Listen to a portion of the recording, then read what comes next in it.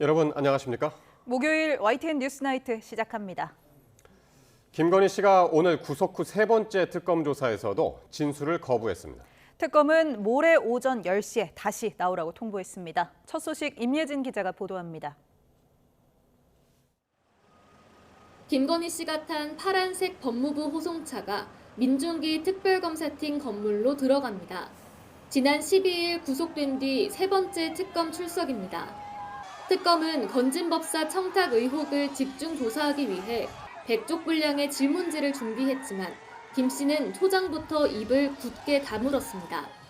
왜 진술을 거부하느냐는 물음에 아는 대로 얘기해도 사실이 왜곡되는 것 같아 무서워서 말을 못할 것 같다는 답이 유일한 발언으로 파악됐습니다. 결국 오후 2시 10분쯤 시작된 조사는 3시간 18분 만에 종료됐고 김 씨는 조서 열람까지 모두 마치고 저녁 6시 반쯤 구치소로 돌아갔습니다. 준비한 질문은 절반밖에 소화하지 못했습니다. 특검은 조사를 마치면서 김 씨에게 이틀 뒤인 토요일 오전 10시에 다시 나오라고 통보했고 김 씨 측도 소환에 응하겠다는 입장입니다. 김 씨 변호인단은 한때 윤석열 전 대통령의 멘토로 알려졌던 심평 변호사가 김건희 씨와 접견하며 이른바 한동훈 배신 발언을 들었다고 주장한 것에 대해서는 강하게 반발했습니다. 심 변호사가 본인의 정치적 견해와 상상을 덧씌워 김건희 씨 발언인 것처럼 왜곡해 여론 조작을 했다는 겁니다. 또 대통령이 보낸 사람으로 오인하게 만들어 접견 승낙을 받아냈지만 실제로는 특정 기자의 요청으로 김 씨를 떠보기 위한 접견이었다고 주장했습니다. 변호인단 입장문에 심 변호사는 더 말을 얹지 않겠다면서도 불쾌감을 드러냈습니다. 특검은 이 같은 논란과 관련해 현재 김 씨에 대한 접견에 제한을 두고 있진 않다고 밝혔습니다. YTN 임혜진입니다. 통일교 청탁 의혹 등으로 구속영장에 청구된 건진법사 전성배 씨가 돌연 구속심사를 포기했습니다. 전 씨 측은 자신 때문에 여러 사람이 고초를 겪고 있는 상황을 견딜 수 없다며 심경을 밝혔습니다. 안동준 기자의 보도입니다. 통일교 청탁 의혹의 핵심 인물로 꼽히는 건진법사 전성배 씨가 돌연 구속심사 불출석 의사를 밝혔습니다. 구속 여부를 결정하기에 앞서 법원에서 혐의에 관해 소명할 기회를 스스로 포기한 겁니다. 전 씨 측은 전 씨가 자신 때문에 여러 사람이 고초를 겪는 상황을 견딜 수 없어 직접 불출석을 결심했다고 전했습니다. 당연히 자신도 잘못돼야 한다는 건데 구속을 받아들이겠다는 취지로 풀이됩니다. 전 씨는 유치 장소가 정해지지 않은 상황에서 아침 일찍 특검에 출석했습니다. 영장 심사를 포기한 게 혐의를 인정하는 취지라는 질문에는 입을 굳게 닫았습니다. 영장 심사 포기하신 이유가 뭡니까? 구속 피할 수 없다고 생각하신 게 뭐예요? 통일교 청탁 알선 혐의 인정하시는 겁니까? 전 씨는 통일교와 김건희 씨 사이 연결고리로 꼽히는 인물입니다. 특검은 전 씨가 윤영호 전 통일교 세계 본부장으로부터 청탁성 선물을 받아 김 씨에게 전달했다고 보고 있습니다. 다만 전 씨는 윤 전 본부장에게 청탁성 선물을 전달받은 건 맞지만 김 씨에게 전달하지는 않았다는 입장을 유지해왔습니다. 전 씨가 구속되면 이런 입장에도 변화가 생길지 주목되는 가운데 전 씨가 연루된 국민의힘 전당대회 개입 의혹 수사도 속도가 날 전망입니다. YTN 안동준입니다. 내란 특검팀이 계엄 해제 표결 방해 의혹과 관련해 국회 사무처에 대한 강제 수사를 벌이며 국민의힘 추경호 전 원내대표를 피의자로 적시했습니다. 내란 특검은 오늘 오전 국회 사무처에 수사관들을 보내 국회 본청의 CCTV 자료 등을 확보했습니다. 추 전 원내대표는 비상계엄 당시 소속 의원들을 당사로 불러 모으거나 국회의장에게 본회의 시간 연기를 요청해 계엄 해제 표결을 방해한 혐의를 받습니다. 김건희 특검팀이 통일교인들이 조직적으로 국민의힘에 입당했다는 의혹을 수사하기 위한 압수수색 영장을 다시 청구하는 방안을 검토하고 있습니다. 특검팀은 오늘 오후 정례 브리핑에서 압수수색 영장의 유효기간이 끝났기 때문에 이를 집행 불능 처리하고 재청구하는 방안을 적극 검토할 예정이라고 밝혔습니다. 최상병 순직 사건 외압 은폐 의혹을 수사하는 이명현 특별검사팀이 수사 기간을 30일 연장하기로 했습니다. 이른바 3특검 가운데 가장 먼저 기한을 늘린 사례로 다음 달 29일까지 수사할 수 있게 됐습니다. 조성호 기자입니다. 이명현 특별검사팀은 지난달 2일 공식 출범해 최상병 사건 관련 수사에 착수했습니다. 60일째인 오는 30일이 1차 수사기한입니다. 특검팀은 다음 달 29일까지 수사기간을 한 차례 늘리기로 했습니다. 아직 압수물 분석 및 추가 조사가 필요한 사항들이 상당 부분 남아있고 참고인 및 피의자로 불러 조사해야 할 대상자가 많이 남아있어서 특검은 정해진 기한 안에 수사를 마치기 어려우면 두 차례에 걸쳐 30일씩 연장할 수 있습니다. 처음 연장할 땐 만료 사흘 전까지 대통령과 국회에 서면 보고해야 하고 또 한 번 연장하려면 대통령 승인이 필요합니다. 윤석열 전 대통령 부부를 겨냥해 지금 가동되고 있는 이른바 3특검 가운데 첫 연장 사례입니다. 특검팀은 최상병 순직, 수사 외압 의혹 등은 기초 사실관계 상당 부분을 확인했지만 관계자들 진술로 확인할 게 많다고 밝혔습니다. 구명로비 의혹의 경우 수사 초기 단계라 해야 할 일이 많다며 다음 주 중 대통령과 국회에 연장 사유를 보고할 예정이라고 설명했습니다. 이런 가운데 특검은 윤 전 대통령의 경로를 회의 자리에서 목격한 뒤 이종섭 전 장관 등 주요 인물 4명에게 전달했다는 취지의 임기훈 전 대통령실 국방비서관 진술을 최근 확보했습니다. 이번 주에만 외압 의혹의 핵심인 유재은 전 국방부 법무관리관을 3차례 부르는 등 수사의 고삐를 늦추지 않고 있습니다. 최상병 특검에 이어 1차 기한이 다음 달 종료되는 내란 특검과 김건희 특검 역시 적어도 한 차례는 활동 기간을 연장할 거란 관측이 나옵니다. YTN 조성호입니다. 이런 가운데 최상병 특별검사팀은 임성근 전 해병대 1사단장과 이 멋쟁 해병 대화방 참가자 가운데 한 명이 지난 2023년 연말에 만난 정황을 포착했습니다. 최상병 특검은 지난달 12일 송호종 씨의 휴대전화 압수수색을 통해 재작년 12월 임 전 사단장과 송 씨가 함께 찍은 사진을 확보했습니다. 송 씨는 대통령 경호처 출신으로 이종호 전 블랙펄 인베스트먼트 대표, 임 전 사단장과 함께 구명로비 통로로 지목된 멋쟁 해병 대화방에 참여했습니다. 송 씨는 지난해 10월 국회 법제사법위원회 증인으로 출석해 2023년 연말에 임 전 사단장을 만난 적 없다는 취지로 말했는데 이는 압수수색에서 확보된 해당 사진과 반대되는 발언입니다. 검찰이 관봉권 띠지 분실과 관련해 정식 수사에 돌입했습니다. 정성호 법무장관이 진상 파악을 지시하고 대검찰청이 감찰에 착수한 지 사흘 만인데 수사가 어디까지 이어질지 관심입니다. 우종훈 기자입니다. 검찰이 건진법사 전성배 씨 자택에서 발견된 관봉권 띠지를 분실한 서울 남부지방검찰청 수사관 등을 입건했습니다. 대검찰청 김윤용 감찰 3과장을 팀장으로 하는 조사팀이 정식 수사에 나선 겁니다. 정성호 법무부 장관 지시에 따라 대검찰청이 감찰에 착수한 지 사흘 만입니다. 지난해 12월 서울 남부지검은 김건희 씨에게 통일교 청탁을 전달한 혐의로 전성배 씨 집을 압수수색하며 1억 6천만 원이 넘는 현금을 발견했습니다. 이 가운데 5천만 원은 한국은행이 밀봉한 관봉권이었는데 검찰이 띠지와 스티커를 분실한 겁니다. 집회 검수 날짜와 담당자 정보가 담긴 띠지와 스티커는 자금 출처를 수사하는 데 주요 단서가 될 수밖에 없습니다.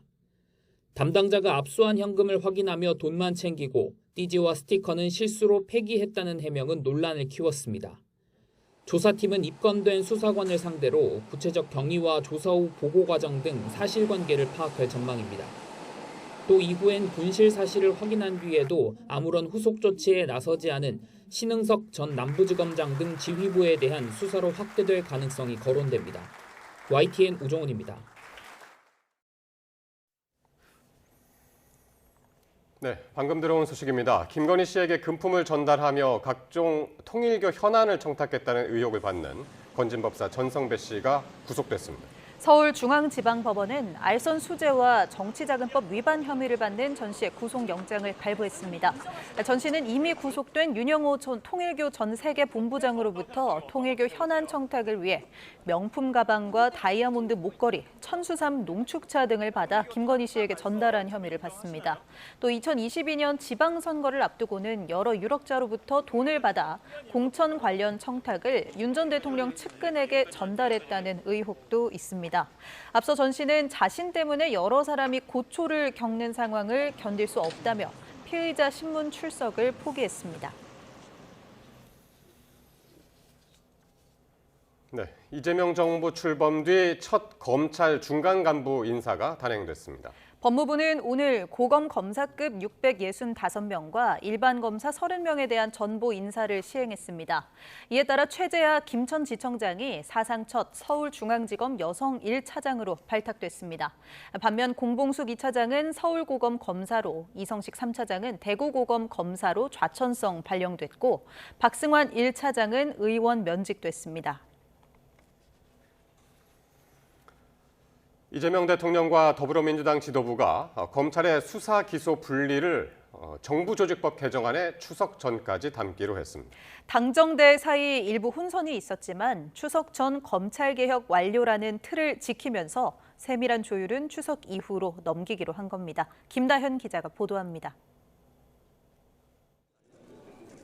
검찰청을 폐지하고 중대범죄수사청과 공소청을 신설하는 내용을 담은 정부조직법 개정안을 더불어민주당이 추석 전에 처리하기로 가닥을 잡았습니다.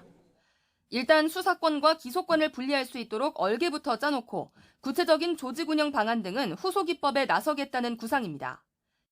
수사 기소 분리는 형사 사법 체계상 대변혁이고 70년 넘게 끊임없이 제기되었던 숙제이고 앞서 정청래 대표의 속도전에 대통령실과 총리실, 당 원내 지도부까지 온도차를 보이며 엇박자 논란이 제기됐는데 이재명 대통령과 민주당 지도부 만찬을 계기로 이 같은 혼선을 수습한 겁니다. 민주당은 정 대표가 공언한 대로 추석 연휴를 앞둔 다음 달 25일 국회 본회의에서 정부조직법 개정을 추진하겠다고 강조했습니다. 구체적인 시점까지 못 박으며 다시 검찰개혁에 박차를 가하는 모습인데 민주당에선 가속 페달을 밟아야겠다며 의지를 다지기도 하고 원팀 결의가 이루어졌다며 안도하는 기류도 읽힙니다. 디테일과 그리고 속도전을 잘 조화시킨 것으로 봐야 된다고 생각합니다. 문재인 정부 법무부 장관 출신 육선 추미애 의원이 신임 법제사법위원장으로 선출된 것도 민주당으로선 기회입니다.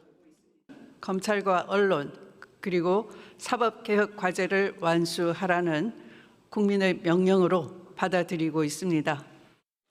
국민의힘은 민주당의 몰아치기에 개혁의 탈을 쓴 정치 보복, 법치 파괴 시도라고 공세 수위를 끌어올리며 대응에 나섰습니다. 피고인 신분의 대통령이 직접 검찰 죽이기를 시도하는 모습은 국민 눈에는 그저 사적 보복이자 사적 방탄이라고 비춰질 뿐입니다. 검찰개혁이 워낙 예민하고 국민의 삶에 미치는 영향이 큰 만큼 디테일에 신경 써야 한다는데 여야 사이 이견이 없습니다. 민주당 정청래 지도부가 속도전과 함께 섬세한 개혁까지 완수할 수 있을지 주목됩니다. YTN 김다현입니다.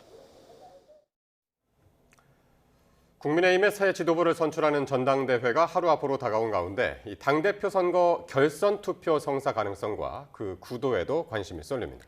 탄핵 반대 주자끼리의 2파전 가능성이 거론되는데 막판 중도 보수층의 찬탄파 후보로의 결집 여부가 변수로 꼽힙니다. 박희재 기자입니다.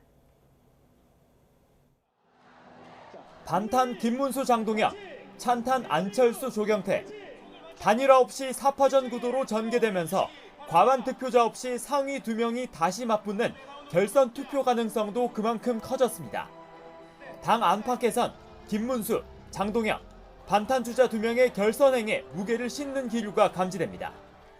실제로 최근 여론조사에서 당대표 적합도를 물었더니 지지층 가운데선 장동혁 후보가 33%, 김문수 후보가 30%로 이강구도를 형성했습니다. 혼자서 50%를 넘는다는 것은 쉬운 일이 아니라고 봅니다. 현재로서는 장동혁 후보가 유력하지 않습니까?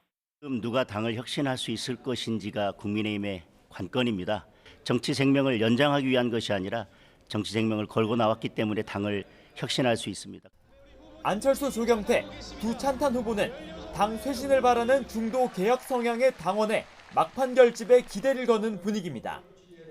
팬덤을 보유한 한동훈 전 대표의 의중 역시 관심인데 특정 후보에 대한 지지를 직접 거론하진 않은 만큼 서로 한심이 자신에게 있다며 친한계 표심에 호소하고 있습니다. 다만 두 후보의 단일화가 무산된 점은 최소 2위 내로 들어야 하는 결선행에 있어 악재로 꼽힙니다. 우리 당 내에서 불법 비상계엄을 옹호하는 세력들을 한 명도 남김없이 낱낱이 뿌리 뽑겠다 하는 것이 저의 의지고 저의 신념입니다. 무도한 이재명 정권의 행동으로 맞서는 단 한 사람, 무너진 국민의힘을 다 살릴 단 한 사람, 이제는 안철수입니다. 민주당의 각종 쟁점 법안 입법 드라이브와 조여오는 특검 수사망 등 여야의 강대강 대치 속에 치러지는 이번 전당대회. 경쟁 구도가 막판까지 윤석열 전 대통령과 계엄, 탄핵을 둘러싼 공방으로 흐르면서 이번 전당대회 이후에 분열을 우려하는 목소리도 적지 않습니다. YTN 박희재입니다. 조국 혁신당이 오늘 최고위원 회의를 열고 조 전 대표 복당권을 최종 의결했다고 밝혔습니다. 김선민 당 대표 권한대행은 조국 전 대표를 혁신정책연구원장으로 지명했는데 당의 싱크탱크 격인 혁신정책연구원은 내일 이사회를 열고 조 전 대표 임명을 확정할 예정입니다. 김 권한대행은 조 전 대표 복당을 환영하며 조국 혁신당은 이제 조 전 대표와 함께 다시 시민 곁으로 완전한 내란 종식과 사회권 선진국을 실현하는 길을 걷겠다고 말했습니다. 조국 혁신당이 지도부 임기 단축과 조기 전당대회 개최 여부를 묻는 전당원 투표를 실시한 결과 98%가 찬성했습니다. 조국 혁신당은 어제부터 이틀 동안 당무위원회 의결사항 추인을 위한 투표를 진행했다며 이같이 밝혔습니다. 조기 전당대회에 대한 당원들의 압도적 지지가 확인되면서 조국 전 대표의 대표직 복귀에도 탄력이 붙을 전망입니다. 이재명 대통령이 한일 정상회담을 앞두고 일본 언론과 가진 인터뷰에서 일본군 위안부 피해자 문제에 대해서 지난 박근혜 정부에서 있었던 합의를 유지하겠다는 뜻을 밝혔습니다. 한국 국민으로서 받아들이기 힘들지만 국가 간 약속을 뒤집는 것은 바람직하지 않다며 일본 측의 진심 어린 위로가 중요하다고 강조했습니다. 강진원 기자의 보도입니다. 오는 23일 취임 이후 처음으로 일본을 방문하는 이재명 대통령이 일본 유력지의 양국 간 주요 현안에 대한 생각을 밝혔습니다. 이시바 일본 총리와의 두 번째 한일 정상회담을 앞두고 요미우리 신문과 인터뷰를 진행한 겁니다. 이 대통령은 일본군 위안부와 강제동원 피해자 관련 질문에 국가로서 약속을 뒤집는 건 바람직하지 않다며 이전 정부의 합의를 지키겠다는 의사를 표명했습니다. 지난 2015년 박근혜 정부 당시 한일 양국은 피해자 지원을 위한 일본 정부 예산 10억엔 출연과 위안부 문제의 최종적, 불가역적 해결을 뼈대로 한 합의문을 발표했습니다. 이 대통령은 한국 국민으로서 매우 받아들이기 힘든 내용이지만 국가 간 신뢰와 정책의 일관성 또한 중요한 원칙이라고 설명했습니다. 경제적 문제이기 전에 감정의 문제인 만큼 진심 어린 위로가 중요하다며 사실상 일본 측의 성의 있는 자세를 촉구했습니다. 대통령실 고위 관계자는 YTN에 과거를 직시하면서 미래를 지향하겠다는 이재명 대통령의 대일 정책 기조와 맥이 닿아 있다고 부연했습니다. 일본 정부가 과거의 아픈 역사를 직시하고 양국 간 신뢰가 훼손되지 않게 노력해 줄 것으로 기대합니다.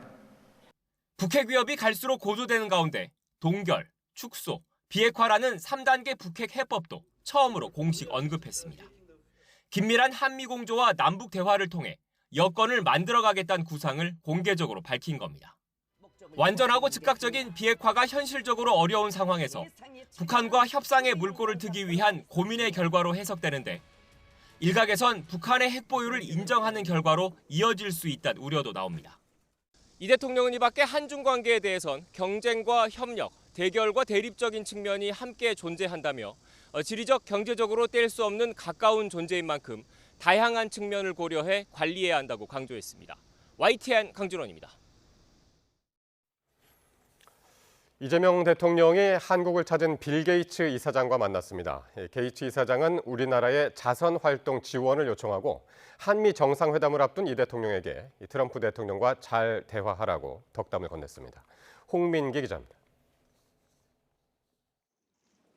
3년 만에 한국을 다시 찾은 빌 게이츠 게이츠 재단 이사장이 이재명 대통령과 만났습니다. 마이크로소프트를 공동 창업해 IT 산업의 개척자로 평가받는 게이츠 이사장은 현재는 세계 보건 관련 자선단체를 운영하고 있습니다. 게이츠 이사장은 한국 바이오 기업들의 제품이 경이로운 수준이라고 치켜세우며 전 세계 아동들을 위한 코로나 백신이나 진단기기 지원 등을 요청했습니다. SK Bioscience, LG, they've moved in and just in the last 10 years gone from being a pretty small part of the bioscience industry to now a very significant part. 이 대통령도 이에 함께할 방법을 찾아보겠다며 화답했습니다. 지구와 지구인 전체를 위한 그런 공공적 활동에 대해서 경의를 표하고 우리 대한민국 정부도 함께할 방법을 최대한 찾아보겠습니다. 게이츠 이사장은 눈앞으로 다가온 한미 정상회담 일정도 언급했습니다. 트럼프 대통령과 대화를 잘 나누라는 덕담에 이 대통령은 어려운 일이지만 슬기롭게 잘 대화하겠다고 답한 것으로 전해졌습니다. 게이츠 이사장이 인공지능 등 전력 수요가 높은 미래 기술에 소형 모듈 원전이 해법이 될 수 있다고 언급하자 이 대통령은 한국이 이 분야의 강자가 될 수 있다고 강조하기도 했습니다. 게이츠 이사장은 이어 김민석 총리와 국회를 잇따라 방문하고 한국의 공적 개발 원조 비중 확대를 요청했습니다. 2.9% of GDP or less than 1% of the budget up to the level that's very generous, which is the 0.7% level. 또 국제 백신 기구 등을 통한 지원에 우리 정부가 더 많은 재원을 투입해야 한다고 촉구했습니다. YTN 홍민기입니다. 조현 외교부 장관이 한미 정상회담 준비를 이유로 앞서 열리는 한일 정상회담에 배석하지 않기로 하고 미리 미국으로 출국해 배경에 관심이 쏠립니다. 외교부 관계자는 조 장관이 오늘 오후 한미 정상회담의 준비를 위해 인천공항을 통해 미국으로 출국했다고 밝혔습니다. 그러면서 이번 이재명 대통령의 방미가 한미 양국 새 정부 출범 후 첫 번째 정상회담이라는 의미와 무게감을 감안해 보다 면밀하고 철저한 준비를 위해 직접 현장에서 미 측과 최종 점검을 할 예정이라고 설명했습니다. 그러나 정상회담의 주무부처 수장인 외교장관이 그것도 우리의 핵심 관련국인 일본과의 정상회담 배석도 생략한 채 미리 미국을 찾은 것과 관련해 여러 의문점을 낳고 있습니다. 전남 순천에 있는 레미콘 공장 탱크에서 직원 3명이 가스에 질식해 2명이 숨지는 사고가 났습니다. 고용노동부와 경찰은 사고 경위를 파악해 중대재해처벌법 위반 혐의 적용 여부를 검토할 계획입니다. 보도에 나현호 기자입니다. 레미콘 공장 구조물 외벽을 굴착기가 뜯어내자 간이 탱크가 모습을 드러냅니다. 탱크 내부에서 작업자 3명의 연락이 두절됐다는 신고가 접수된 건 오후 1시 30분쯤. 사고가 난 탱크는 구조 과정에서 이렇게 눕혀졌는데 입구가 매우 좁습니다. 이 때문에 119 대원들이 내부에 있는 작업자들을 구조하는데 많은 시간이 걸렸습니다. 탱크 내부에 있던 작업자 3명은 소방당국에 차례로 구조됐습니다. 하지만 심정지 상태로 이송된 2명은 결국 숨졌고 나머지 1명은 호흡과 맥박이 있는 상태였습니다. 사고는 탱크를 청소하는 과정에서 벌어졌습니다. 작업자 1명이 탱크에서 의식을 잃자 또 다른 직원 2명이 구하러 들어갔다가 함께 사고를 당한 것으로 추정됩니다. 먼저 한 분이 작업하러 들어갔는데 떨어져가지고 또 추가로 들어가시고 추가로 들어가 3분이 들어가셨답니다. 그래서 그렇게 요구조자가 3분이 발생하게 된 겁니다. 사고가 난 탱크 안에서는 기준치 이상의 황화수소와 이산화탄소가 확인됐습니다. 가스에 질식했거나 중독된 것으로 추정되는데 소방당국은 작업자들이 산소통 등을 착용하지 않은 데 무기를 두고 있습니다. 밀폐 공간에 대한 작업 준수사항들이 있습니다. 작업 계획서도 하고 거기에 대한 보호기구도 착용하고 그런 것들이 있는데 이런 사고가 좀 발생한 것에 대해서 유감으로 생각합니다. 고용노동부는 경찰과 함께 사고 경위를 조사한 뒤 중대재해처벌법 위반 혐의 적용 여부도 살필 계획입니다. YTN 나연호입니다. 김윤덕 국토교통부 장관이 7명의 사상자를 낸 경북 청도군 열차 사고에 대해 이재명 대통령으로부터 조사를 철저히 하라는 지시를 받았다고 답변했습니다. 한문희 한국철도공사 코레일 사장은 책임을 지고 사의를 표명했습니다. 최두희 기자입니다. 국회 국토교통위원회 전체 회의에 출석한 김윤덕 국토교통부 장관은 청도 열차 사고와 관련해 조사 결과에 따라 엄중히 조치하겠다고 말했습니다. 이번 사고와 관련해 이재명 대통령이 어떤 지시를 했느냐는 질의에는 조사를 철저히 해 진상을 파악하라는 지시를 받았다고 답변했습니다. 일각에서 제기된 이 대통령 책임론에 대해서는 과장됐다며 반박했습니다. 사건 조사 철저히 진상을 파악하라는 지시를 했고요. 법과 원칙에 따라 진행할 수 있도록 잘 살피라는 지시를 받았습니다. 그 좋은 말씀을 왜 국민 앞에 안 하실까요? 이 대통령이 민간에 적용하는 논리면 코레일 100% 지분 보유한 정부의 수장이 대통령이 책임져야 한다고 생각합니다. 어떻게 생각하십니까? 그건 좀 과장이 있다고 생각합니다. 사고를 당한 용역업체 작업자들이 추가 업무를 갑자기 맡아 사고가 난 게 아니냐는 지적에 대해서는 국토부도 조사 대상이라며 말을 아꼈습니다. 하청업체가 기존에 정해진 업무에다가 계획에도 없던 지시까지 서둘러서 수행해야 되는 입장에 놓였다고 그러던데 이렇게 된 것은 어떻게 그 원인과 이러한 문제가 발생한 것에 대한 그 심각한 요인들은 파악이 됐나요? 사고가 발생 왜 했는지에 대한 매우 구체적인 과정에 대해서는 사실상 국토부에서 할 수 있는 게 없습니다.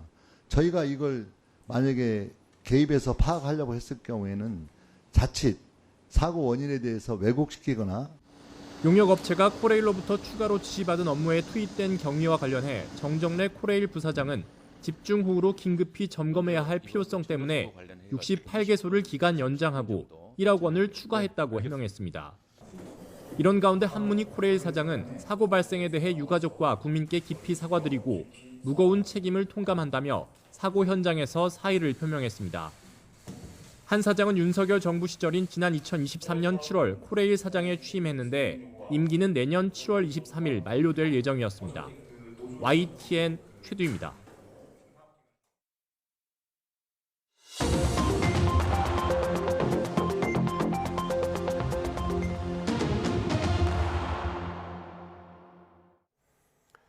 정치권 관심 뉴스 살펴보는 포커스 나이트 시간입니다. 김진욱 전 더불어민주당 대변인, 장성호 전 건국대 행정대학원장 나오셨습니다. 어서 오십시오. 네, 안녕하세요. 안녕하십니까? 네, 김건희 씨가 구속 뒤 세 번째 특검에 출석해 조사를 받았는데 오늘도 진술을 거부했다고 합니다. 오후에 출석해서 4시간 정도 수사를 받았는데 조사 내용은 통일교 그리고 건진법사 전성배 씨와 관련된 청탁 의혹 관련이었죠. 네, 그렇습니다. 네. 오늘도 역시 진술 거부권을 적극적으로 이제 사용을 했다고 합니다. 지금 이제 언론을 통해서 나오는 내용 보면 본인이 왜 진술을 거부하느냐라고 묻자 본인이 진실을 말해도 왜곡되고 겁나서 진술을 못하겠다 이렇게 얘기했다는데 예. 저는 사실상 굉장히 이건 궤변에 가깝다 이렇게 판단이 듭니다. 지금 김건희 씨가 그 사실을 얘기하고 있는지, 사실을 얘기하고 있다면 그것이 왜 왜곡된다고 판단을 하고 있는지 그 부분에 대한 명확한 설명이 없는 상태에서 본인은 사실을 얘기하고 있다라고 주장하고 있습니다만 그 예를 들어서 서희건설이 제공했다고 하는 예. 나토의 명품 3종 세트 같은 경우에도 본인의 진술이 계속해서 바뀌어 왔던 것이지 그 특검이 최종적으로 자수서를 받아놓고 또 진품의 목걸이까지 확보하고 난 이후에도 여전히 본인은 그 부분을 부인하고 있는 상황 아닙니까? 그렇다면 본인의 그 발언 자체가 또 진술 자체가 그것이 사실이다라고 얘기할 만한 객관적인 증거가 없는 그런 상황이기 때문에 지금 본인에게 여러 가지 질문이 들어오고 있는 부분에 대해서 진술을 거부하고 있습니다만 이런 부분들은 결과적으로 보면 나중에 지금 단계에서는 조서를 작성하는 과정 속에서는 거부할 수 있을지 몰라도 공판 단계에 들어가서는 이 부분이 그렇게 긍정적인 평가를 가져올 것이다 이렇게 기대하는 것은 좀 무리가 있어 보인다 이런 생각이 듭니다. 진실을 말해도 자꾸 왜곡이 돼서 겁나서 진술을 못하겠다. 예, 그렇게 얘기했다는 거죠. 그렇죠. 네. 김건희 여사 입장에서는 지금 특검의 언론 브리핑이 있지 않습니까? 그래서 특검에서 김건희 여사가 발언한 거라든가 여러 가지 골자에 대해서 언론 브리핑을 지금 하고 있고 또 하지 않아도 어떻게든 이것이 새어 나오고 있지 않습니까? 그런 상황이기 때문에 지금 진실을 말해도 왜곡이 되고 있고 말하면 밖에서 더 큰 논란이 일어나고 있다. 이렇게 얘기를 했기 때문에 예. 이것이 진술 거부권의 명분으로 오늘 딱 그걸 시작할 때 얘기하고 그 다음에는 묵비권이라고 그러죠. 이제 그것을 할 수밖에 없었다 이런 것으로서 예. 조사 불응은 아니고 묵비권도 하나의 피의자로서는 조사에 받을 때 어떤 권한이 있기 때문에 네.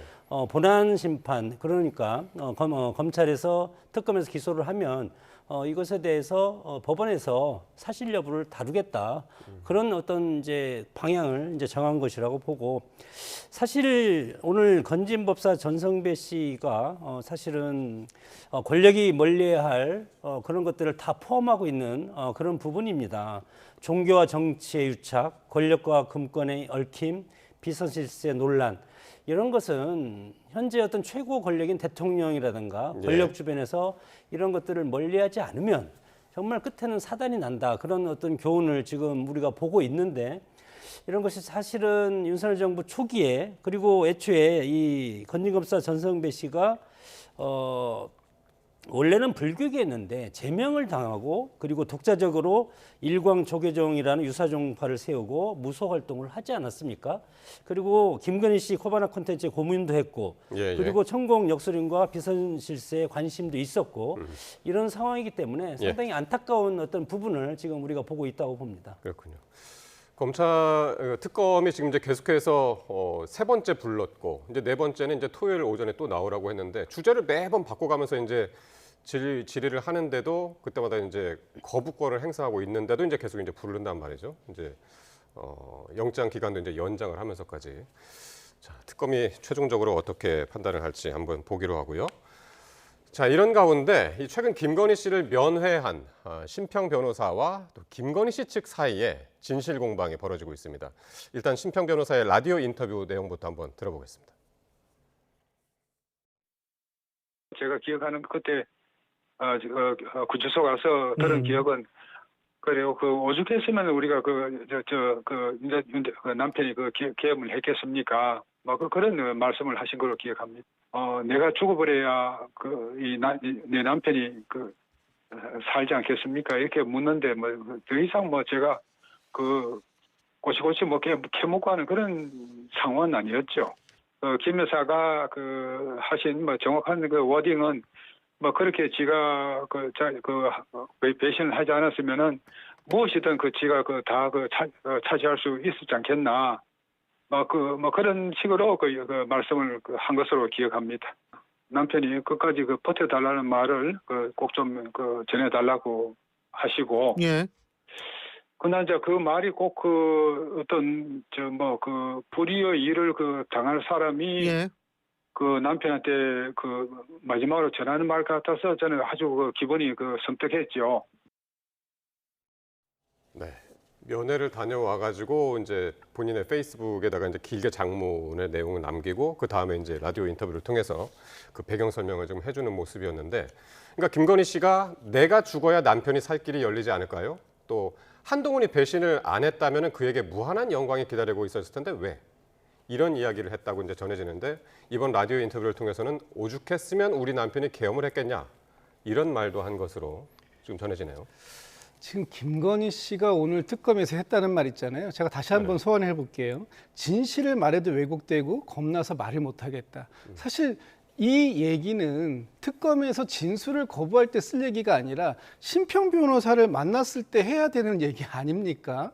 이 어떻게 심평 변호사와 지금 김건희 씨 측 변호인들이 같은 얘기를 가지고 만난 사람은 두 사람인데 두 사람이 전혀 다른 지금 주장을 하고 있는 이런 대화에 진실 공방이 있다라고 한다면 오히려 이 겁나서 진술을 못하겠다라는 것이 특검에서 할 얘기가 아니라 심평 씨 같은 사람을 만나지 말았어야 되는 거 아닙니까?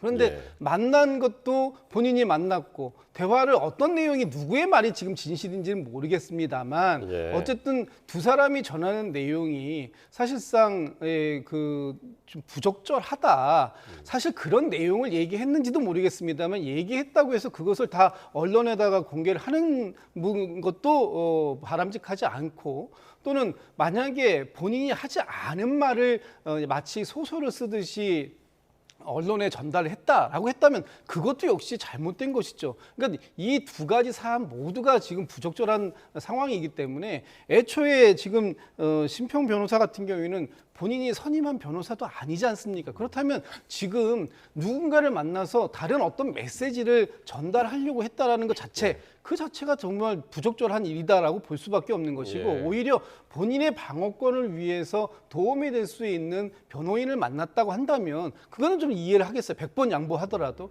그렇지만 본인이 했는지 안 했는지 모르겠습니다만 이 내용들이 이렇게 크게 세간에 알려지고 화제가 되니까 비로소 또 이건 내가 한 얘기가 아니다. 이런 식으로 얘기한다면 그렇다면 앞으로 이 김건희 씨는 본인이 구치소에서 누군가를 접견해가지고 얘기할 내용들을 예. 오히려 특검에 나와가지고 진술을 통해서 사실관계를 확인하는 그런 데에다가 더 그 열정을 쏟아야 될 것이다. 저 그런 말씀 좀 드리고 싶습니다. 예, 그러니까요. 이게 김건희 씨 측에서 반발하면서 좀 이상하다 했던 게, 그러니까 면회시 했던 말들이 이렇게 전해지면서 강성 지지자들한테 호소하는 정치적으로 의도된 메시지가 이렇게 일부러 이렇게 나오는 것 아니냐. 김건희 씨한테 이제 유리한 해석들이 그렇게 나왔었는데 반발을 했단 말이에요, 오히려. 네. 어떻게 보셨나요? 그것도 전략이라고 생각이 들고 이것을 뭐 옳고 그름을 저는 따지고 싶지 않고 김건희 씨, 김건희 여사 입장에서 이것을 해석해 보면은 그것도 전략이 아닐까 생각이 듭니다. 김건희 여사를 제가 편드는 건 아니지만 예. 지금 막다른 골목에 있지 않습니까? 윤석열 전 대통령은 내란 특검에서 지금 뭐 그것은 거의 지금 증거가 나왔다고 보고 외환죄는 입증이 안 되리라고 생각이 들고 그렇게 봤을 때 만약에 내란죄가 확정이 되면 최소한 무기징역입니다. 그렇기 때문에 윤석열 대통령 입장에서는 특검의 수사에 응하지 않고 재판도 가도 뭐 무기징역이 될 가능성이 있다고 생각이 들 것이고 김건희 여사 같은 건 상황이 좀 다릅니다. 지금 16개 의혹이기 때문에 오늘 건진법사가 지금 구속영장이 좀 전에 발부가 됐지 않습니까?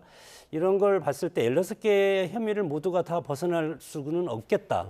그런 어떤 뭐 판단을 이제 한 것 같고 그래서 두 가지가 있지 않습니까? 변호인을 선임해서 김건희 여사는 앞으로 이것에 대해서 형량을 다퉈야 될 그런 것이 개연성이 상당히 크기 때문에 법적으로는 변호인을 통해서 하되 진술은 최소화하고 왜냐하면 새로운 증거가 어디서 나올지 모르니까 그래서 이것은 법원을 통해서 법적인 대처를 하고 다만 지금 윤석열 전 대통령 부부는 전직 대통령 부부였지 않습니까? 그래서 상당히 장외 그리고 대통령을 지지하는 그런 세력들이 상당히 많이 있었기 때문에 저렇게 하는 것이 정치적으로 유리하다고 판단을 했을 겁니다. 그래서 물론 변호인들은 이에 대해서 이제 부정적인 입장을 표명을 했지만 심평 변호사가 거짓말을 했다고 저는 보지 않습니다. 듣는 그대로 저는 변호사이기 때문에 그것을 워딩 자체를 각색하거나 그럴 이유는 없다고 생각이 들고 두 가지로 저는 봅니다. 김건희 여사 저렇게 하는 것은 내가 16개 혐의를 다 재판을 받으면 나도 엄청나게 큰 형량을 받을 가능성이 상당히 크기 때문에 이것을 정치 보복이나 아니면 배신의 어떤 논리 이런 걸 통해서 대중적인 지지층을 끌어들이는 그런 전략을 지금 구사를 하고 있지 않나 그렇게 저는 이것을 해석을 합니다. 그렇게 보시는군요. 네. 특히 이제 바로 그 말씀하신 그 부분 배신, 그 한동훈이 배신을 안 했으면 그에게 무한한 영광이 있었을 것이다라고 했던 이 발언 안 했다라고 이제 그러는 거잖아요. 이 발언은 김건희 씨 발언이 아니다라고 하면서 불순한 언행이 지속되면 법적 조치도 검토하겠다. 상당히 강하게 반발을 하고 있거든요.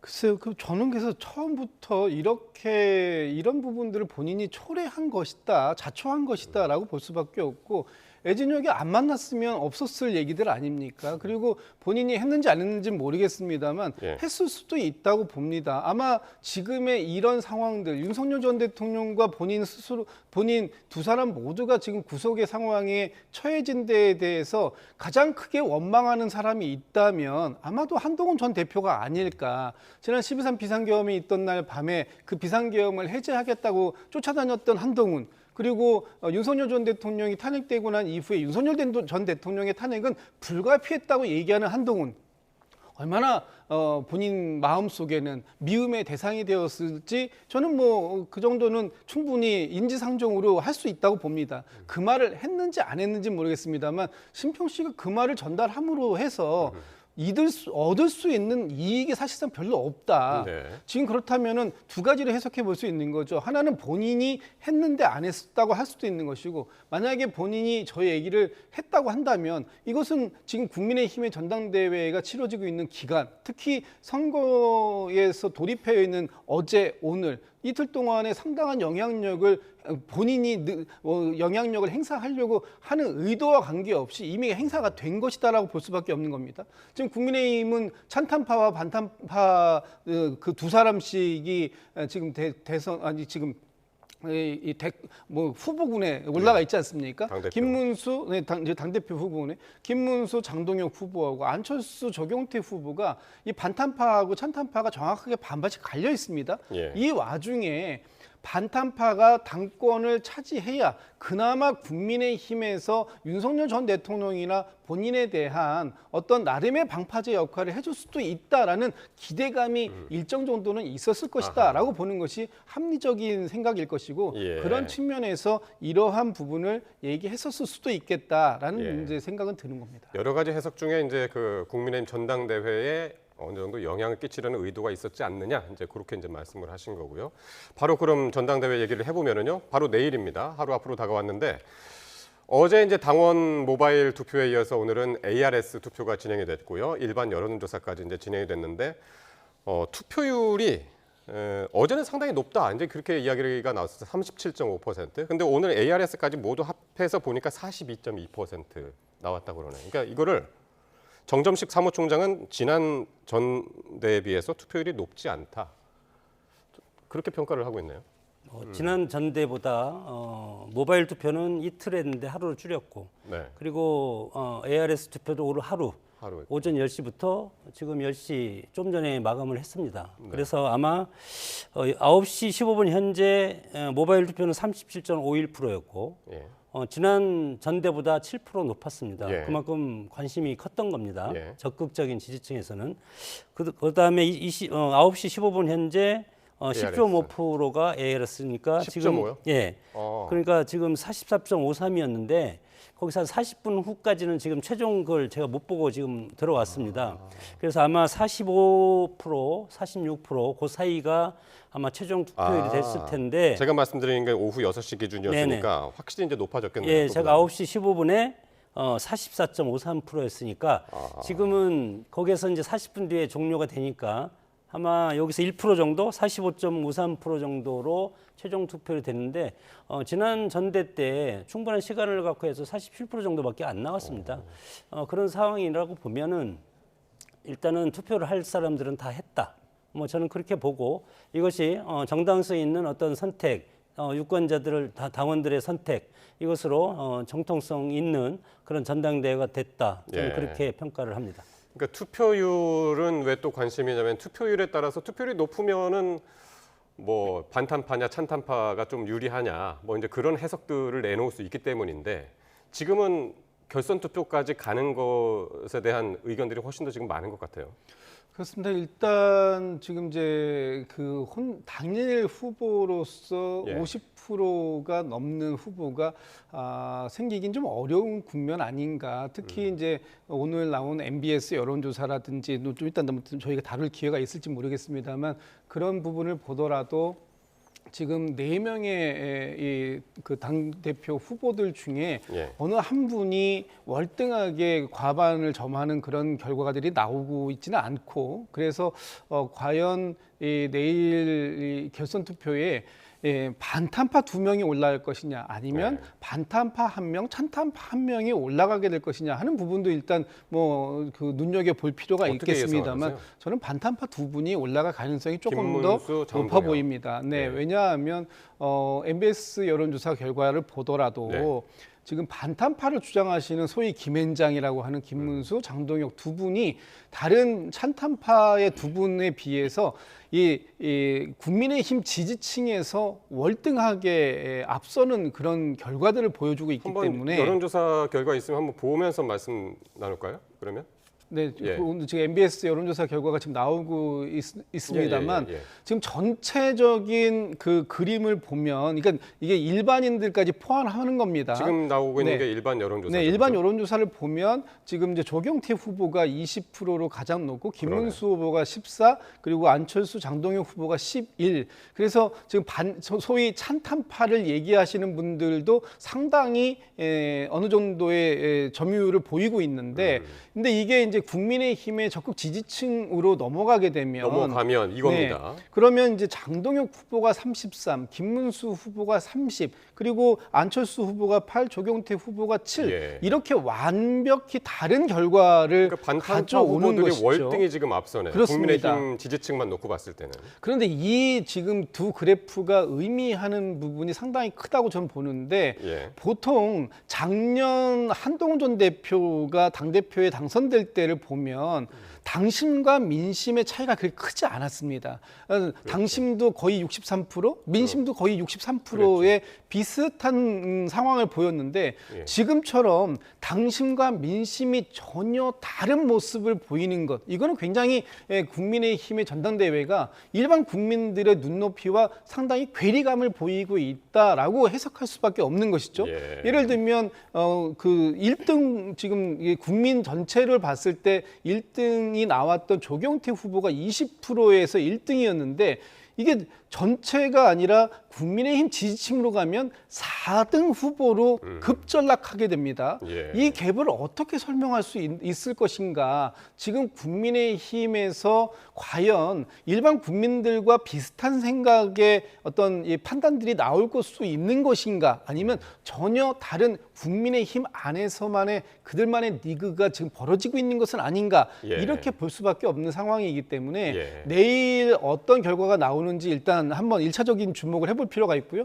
거기에서 만약에 반탄파가 2분이 결선에 올라가는 상황이 생긴다면, 그렇다면 정말 국민의힘이 일반 국민들이 바라는 이번 전당대회를 통해서 쇄신하고 혁신하고, 그래서 환골탈퇴하고 국민의 눈높이에 맞는 건전한 보수 지향의 정당으로 다시 뭔가 바뀔 수 있는 가능성, 이런 부분들에 대해서는 완전히 문을 닫았다라고 표현해도 과언이 아니지 않을까라고 생각됩니다. 그러니까 저 여론조사가 왜 중요하냐면, 그러니까 지금 말씀하신 일반 여론조사하고 국민의힘 지지층만 놓고 봤을 때 이제 그 여론조사가 확연히 이게 차이가 나기 때문에, 그러니까 이번 선거 룰이 당심이 80%가 반영이 되는 거잖아요. 그래서 이제 국민의힘 지지층의 여론이 굉장히 중요한 부분인데, 그래서 반탄파 후보들이 이제 월등히 앞서는 그런 모습이란 말이죠.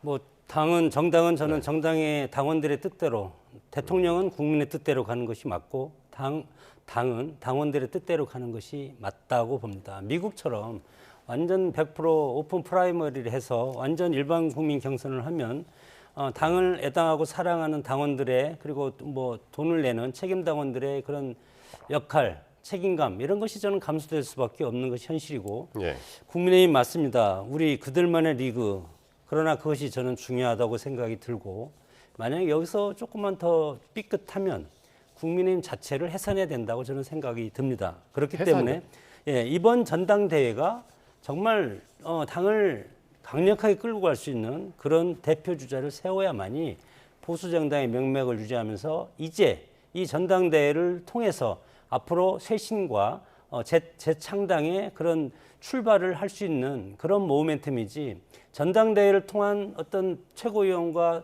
뭐 청년 최고위원 그리고 당 대표가 바로 선출되자마자 당이 환골탈퇴하고 국민들이 원하는 대로 그대로 간다? 그것은 어불성설이라고 생각이 들고, 이제 새로운 지도부가 선출이 되면 연말까지는 정말 뼈를 깎는 그런 환골탈퇴 과정이 있어야만이 국민의 정당이 야당으로서 능력을 인정하고 조금이라도 이제 마음을 풀 수 있는 그런 준비가 갖추어질 수가 있기 때문에 저는 이번 전당대회가 뭐 8대2 당원 8대 일반 국민이지만 뭐 지난 대선의 잔상이 지금 우리 당원들한테 상당히 남아 있고 그리고 윤석열 대통령을 지키겠다는 것이 아닙니다. 보수 정당을 지키고 한국의 헌법 가치인 견제와 균형의 원리를 야당이 이것을 떠받드는 그런 정당의 명맥을 다시 세우겠다는 것이 중요한 것이지 여기서 찬탄 반탄 그런 것은 저는 아무 의미가 없고 알겠습니다. 그리고 이제 지지층과 일반 국민 인지도 선호도 이런 거에 따라서 아주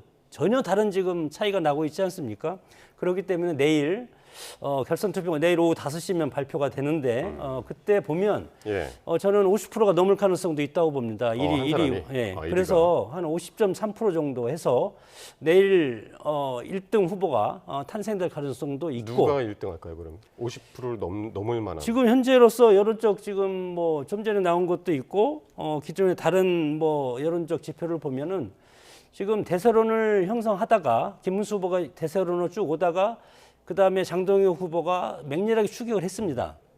그다음에 저 김건희 특검에서 압수수색 영장이 들어오지 않았습니까? 그렇기 때문에 벌써 이제 열흘 전에 김문수 후보는 당을 지키면서 농성 뭐 여러 가지 뭐 그런 모습도 있었지만 그럼에도 불구하고 과거에 본인의 트레이드 마크인 어떤 저항과 투쟁하는 그런 이미지를 했기 때문에 애초에 그런 대세론이 다시 회복을 하지 않았나 저는 그렇게 김문수 후보가 50%를 넘기면서 내일 결정이 날 수도 있다 이제 그렇게 말씀하셨고 좀 전에 이제 환골탈퇴하는 그런 변화가 없으면 뭐 당이 해체될 위기도 맞을 수 있다라고 이제 말씀하셨는데 바로 그 부분을 분당 얘기를 하시는 분이 있더라고요. 박지원 의원 같은 경우는 전제가 좀 있긴 하죠. 김문수 후보나 장동혁 후보가 당대표가 되면 국민의힘에 아마 100% 분당하게 될 것이다.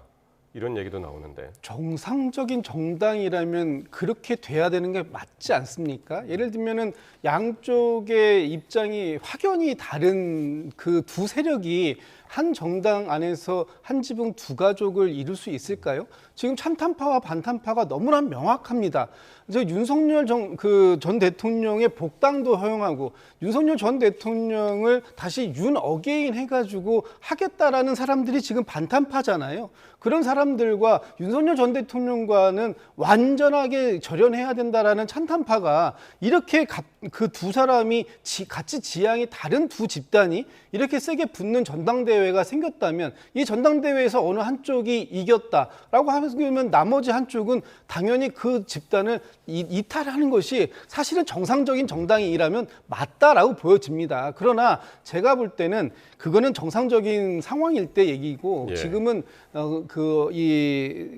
소위 찬탄파가 너무나 수적으로도 작을 뿐더러 이분들과 함께 하고 있는 분들의 어떤 지역이라든지 이런 것들이 거의 비례 중심이기 때문에 당을 떠날 수 있는 상황도 아니고 또 그럴 만한 배짱이 있어 보이지도 않아요. 그래서 사실 저는 뭐 정상적이지 않은 지금 국민의힘의 전당대회가 치러지고 있다고 보기 때문에 이 이후에 분당 가능성도 사실상 굉장히 희박하다. 아마 이번에 그 패배한 쪽에서는 그냥 그 부분을 갖다가 수용하고 가지 않겠는가라는 생각을 해봅니다. 그러니까 만약에 찬탄파가 선거에서 지더라도 분당을 할 만한 에너지도 없을 것이다. 네, 그렇습니다. 보신 거네요. 그 과거에 지난 박근혜 전 대통령 탄핵하고 나서 뭐 당이 상당히 대선에서 패배했죠. 그때 23%밖에 못 얻었습니다.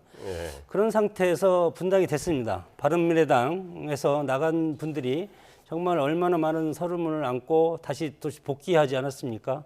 당을 뛰쳐나가는 것은 절대 이길 수가 없고 당을 지키는 자가 결국은 승리합니다. 그리고 국고보조금이라든가 당의 재산이 있기 때문에 정치는 돈으로 하는 것이 돈이 필요하지 않습니까? 정당 활동을 하려면. 그러면 나가서 10명이 나가서 교섭단체도 안 되고 20명이 나간다 하더라도 국고보조금이 얼마나 되겠습니까? 물론 이준석 의원은 지금 뭐 나가서 개혁신당을 만들고 하고 있지만 마찬가지로 얼마나 어렵겠습니까? 다만 이 정치적인 정치 변동이라고 하는데 분당이 일어난 것은 거대 정당이 분당이 시작됐을 때 연동해서 일어납니다. 민주당이 만약에 지금 180석에서 뭐 180석 정도 되지 않습니까? 이 거대 정당이 만약에 지방선거를 앞두고 호남의 새로운 신당이 태동돼서 분당의 기운이 보인다. 그러면 그 영향을 받아서 보수 정당도 분열합니다. 근데 지금 현상으로 봐서는 지방선거 때까지 지금 정권 초반이고 예. 민주당이 분당에 그런 것이 없지만 조국 전 대표가 3년이 돼서 정치 활동을 맹렬하게 하기 때문에 그런 사시 효과는 있지만 그럼에도 불구하고 강력한 권력이 있기 때문에 예. 분당을 하지 않기 때문에 그러면 국민의힘도 보수 야당도 마찬가지로 분당할 가능성은 제로라고 봅니다. 예. 뭐 장동혁 후보 특히 이제 조경태 후보 서로 나가라라고 이제 주장을 하고 있습니다만은 그럴 가능성은 없다라고들 말씀하셨고요. 자, 수사권 기소권 분리를 원칙으로 하는 이 검찰 개혁의 속도와 관련해서 당정 간의 이제 불협화음이 불거졌었는데 어제 저녁에 이재명 대통령하고 민주당 지도부가 만찬을 함께하면서 한 목소리를 냈습니다. 정청래 민주당 대표의 발언 들어보시겠습니다. 어제 대통령님의 결단으로 검찰개혁 관련해서 말씀이 있었는데요. 수사와 기소를 분리하는 검찰개혁에 대해서 9월 내에 정부조직법에 검찰청 폐지 그리고 공소청, 중수청 설립을 담은 정부조직법을 9월 내에 본회의에서 처리하자 이렇게 당과 대통령실이 입장을 같이 했다는 것을 어제 확인했고 그 부분을 보고 드립니다. 전적으로 대통령님께서 결단해 주신 부분에 대해서 당으로서는 감사를 드렸고 이것이 차질 없이 될 수 있도록 같이 힘을 모으기로 이렇게 했습니다. 자, 그동안 이제 정청래 대표의 이 추석 전까지 전광석화 같은 처리라는 이제 속도전에 대해서 이 대통령이 쟁점 사안에 대해서는 공론화가 필요하다 이렇게 강조하면서 정부 여당 간에 이제 혼선이 부각됐었는데 이제 교통 정리가 완벽히 된 겁니까? 저는 뭐 혼선이라는 표현을 쓰셨는데 혼선이라고 생각하지 않고요. 네. 그 부분에 대해서는 이재명 대통령도 지난 30일 취임 취임 30일 기자간담회에서 네. 분명하게 말씀을 하신 부분이 있습니다. 추석 때까지 대략의 얼개를 만들 수 있을 것 같다라는 말씀을 주셨고 아마 그 어제 당정간에서 말씀 주셨던 정부조직법을 추석 전에 통과시키겠다라는 부분이 대략의 얼개 부분에 해당된다라고 보여집니다. 이 이후에 이제 구체적인 검찰 개혁에 관련된 뭐 4가지 법안들이라든지 이런 부분들에 대해서 구체적인 논의가 진행되고 갈 텐데 이 과정들이 그동안 약간씩의 중점 포인트들이 좀 강조됐을 뿐이지 그것이 무슨 혼선이라든지 이런 그 당정 간의 불협화음이다 이렇게 얘기하는 건 좀 확대해서 말씀 주신 부분이 있다고 보여지고요.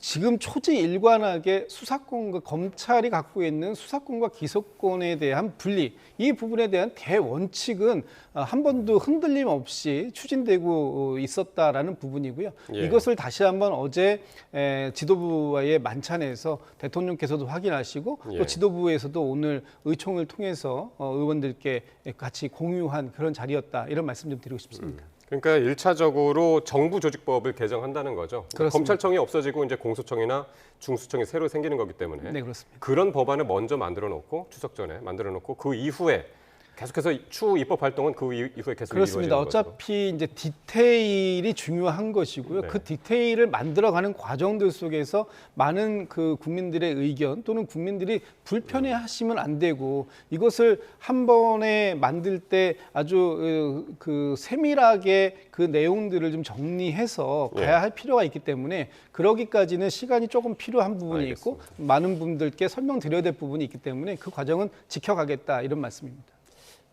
지금은 힘이 있고 정권도 잡고 의회도 다수를 했기 때문에 힘으로 할 수 있다고 생각이 들지만 그것이 결국은 분만의 형으로 돌아올 가능성이 상당히 크고 검찰이 수십 년 동안 우리의 어떤 사정기관으로서 자리를 하는 어떤 이익 집단적인 형태를 띠고 있는데 그것을 손흔댄다는 것이 과연 가능할지, 물론 현재로는 법적으로는 가능할, 수적으로는 가능할 수가 있습니다. 그러나 이것이 검찰이 있지만 수사는 하지 말고 기소권만 갖고, 그리고 수사 같은 것은 특검을 통해서 의결을 해놓고 검사를 파견받아서 정권 입맛대로 하겠다는 이런 발상이기 때문에 결국은 이것은 나중에 부메랑이 되어서 돌아올 가능성이 상당히 크고, 바로 앞에만 보더라도 문재인 정부 때 공수처가 만들었지만 뭐 실패하지 않았습니까? 지금 우리가 공수처 역할을 지금 보고 있지 않습니까?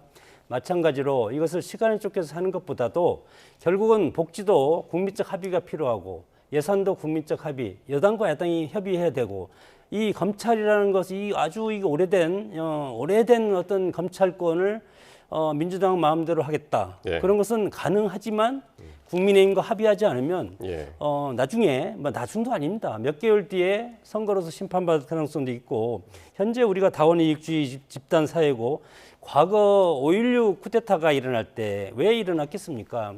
장면 정부가 그때 당시에 군의 사회의 가장 큰 힘이었던 군을 10만 명을 줄이겠다는 것을 해서 군에서 들고 일어났던 겁니다.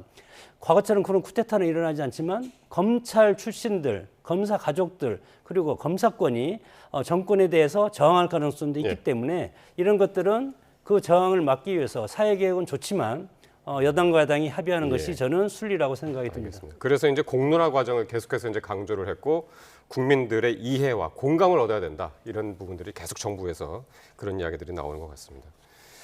자, 이런 가운데 이 대통령의 취임 100일을 맞아서 발행하는 기념우표에 박찬대 의원이 등장해서 지금 화제가 되고 있습니다. 한번 보시면은요. 전체적으로 이제 15가지의 이제 우표 사진이 있었는데 그 중에 한 장이 바로 이 사진입니다. 앞에서 이재명 대통령이 자전거를 타고 가면, 따릉이죠. 저게 서울시 자전거. 따릉이를 타고 가는데 뒤에서 이제 박찬대 의원이 활짝 웃으면서 이제 뛰어오는 모습이란 말이에요. 15장 중에 이게 이재명 대통령이 아닌 사람이 들어간 장면이 딱 두 장이었는데 하나가 김혜경 여사였고 하나가 박찬대 의원이었단 말이죠. 그러니까 이제까지 대통령 이 취임 기념 우표에서 이런 형태의 15종의 그림이 나온 것은 아마 처음인 것 같습니다. 그렇기 때문에 더 이제 화제가 되고 있고, 이 다양한 표정과 다양한 어떤 상황들에 대한 그림 중에 왜 하필 정치인인, 그것도 이번 그 정청래 대표와 경합을 치루었던 박찬대 의원이 여기에 들어가 있을까라는 부분에 대해서 많은 이제 궁금증들이 있고, 그것이 또 세간의 화제로 지금 이렇게 언급이 되고 있는데, 사실 저도 정확한 이유는 잘 모르겠습니다. 이것을 뭐 우정사업국에서 만들었다고는 하는데 아마도 굉장히 다양한 포즈와 다양한 재미를 이 우표에다가 좀 넣어주려고 했던 것이 아닌가라고 저는 개인적으로 추측을 하는데요. 그러니까 우정사업국이 대통령실 의견을 듣지 않고 만들 수는 없잖아요. 뭐 들었다고 볼 수 있겠습니다. 그런데 여기에 어떤 정치적인 이유가 있었을까? 이 우표를 준비하던 것이 과연 지금의 최근이 아닐 수도 있기 때문에 이 사진들이 주는 하나하나의 의미가 있겠습니다만, 이것을 너무 정치적으로 해석하게 되면 사실 지금 그 새로운 지도부가 탄생된 지 20여일밖에 안 되는데 그 지도부하고 지금 대통령과의 관계를 또 이상하게 또 그 확대 해석하실 수도 있기 때문에 저는 그냥 가장 재미있고 코믹한 장면 중에 하나를 여기다가 넣으려고 했던 그 의도가 아니었을까라고 이제 선의로 해석할 수가 있지 않을까 싶습니다. 그 내란을 수습하기 위해서 이제 들어선 정권이라고 하고, 국민의힘이라든가 보수 유권자들은 울고 있는데, 사실은 내란 수습이라고 소위 얘기하는 그런 역할을 연말까지는 해야 되리라고 저는 생각이 드는데, 5.16 뭐 박정희 대통령 때 항상 하던, 그리고 뭐 역대 대통령이 물론 뭐 많이 했지만 보수 지도자들이 많이 우표를 하지 않았습니까? 그런 것을 지금 2개월이 지난 이 시점에서 저렇게 빠르게 한다는 것도 좀 네. 놀랐습니다. 사실은.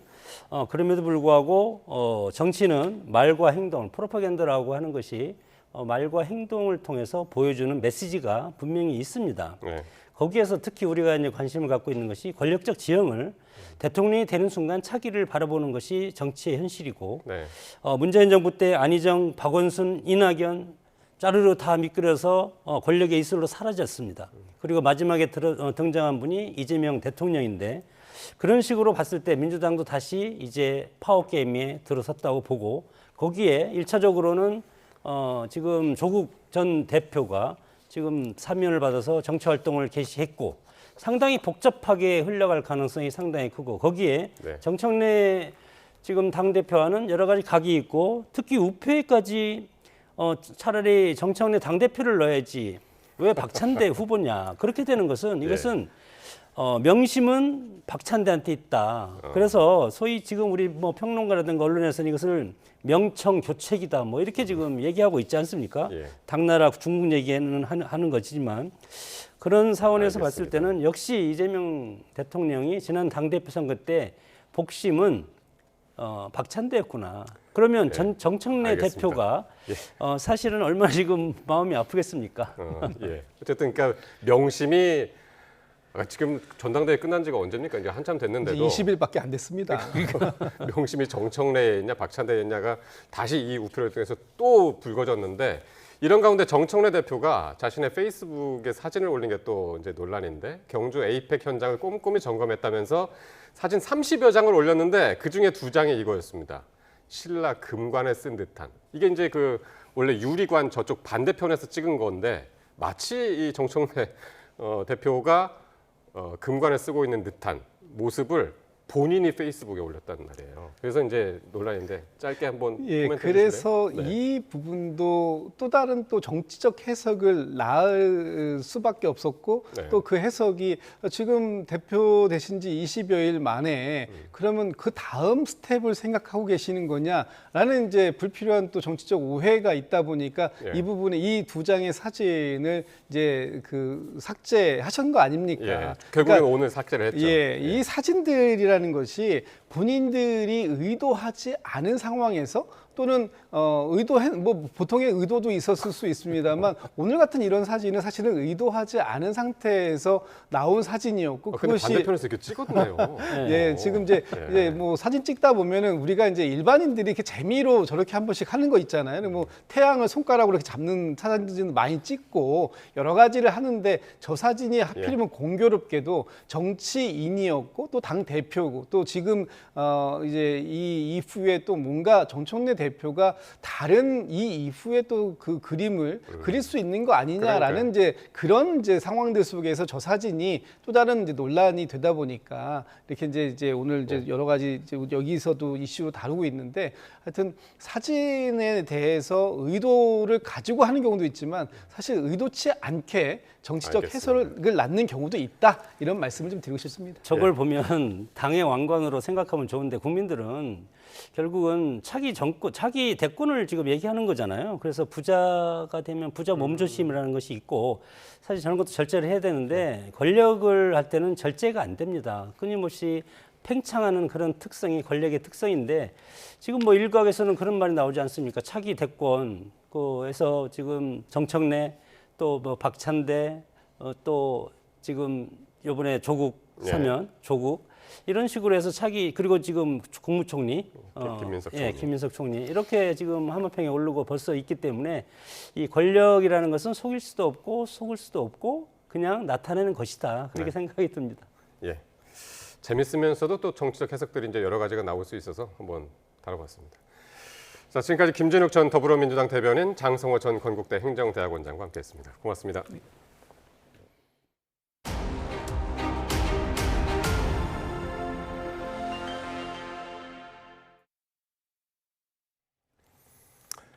네, 더위가 물러간다는 절기 처서를 앞두고 있지만 한여름 같은 무더위는 쉽게 꺾이지 않을 전망입니다. 또 남해상에서 발생한 12호 태풍 링링은 세력이 약해져서 일본에만 영향을 줄 것으로 보입니다. 정혜윤 기자의 보도입니다. 더위가 가시고 선선해진다는 절기 처서를 앞두고 있지만 올해도 처서 매직은 없을 것으로 보입니다. 무더위 강도가 주말인 처서를 기점으로 오히려 더 강화할 것으로 예보됐기 때문입니다. 기상청은 전국에 33도를 웃도는 폭염이 기승을 부리는 가운데 주말부터는 다시 일본 남동쪽에서부터 확장하는 북태평양 고기압과 중국에서부터 확장하는 티베트 고기압이 우리나라를 뒤덮을 것으로 내다봤습니다. 두 개의 뜨거운 뚜껑이 다시 한반도 상공 전체를 뒤덮으며 무더위 열기가 밤낮으로 쌓일 가능성이 큽니다. 서울 등 대부분 지역의 낮 체감 온도가 35도 이상 치솟겠고 밤사이 체감 온도는 30도에 육박해 초열대야 수준의 밤 더위가 우려됩니다. 우리나라 상공의 두터운 고기압과 덥고 습한 공기의 유입으로 주말까지도 폭염과 열대야는 지속 강화되겠습니다. 또 오늘 오전 일본 규슈 서쪽 해상에서 발달한 12호 태풍 링링은 더 발달하지 못하고 약화한 채 일본 규슈 내륙을 통과할 것으로 보입니다. 따라서 우리나라는 태풍의 직접 영향을 받지 않겠습니다. 다만 제주도 남동쪽 해상으로 물결이 다소 높게 일겠고 태풍 수증기가 유입되는 제주도에는 강한 소나기 구름이 만들어지겠습니다.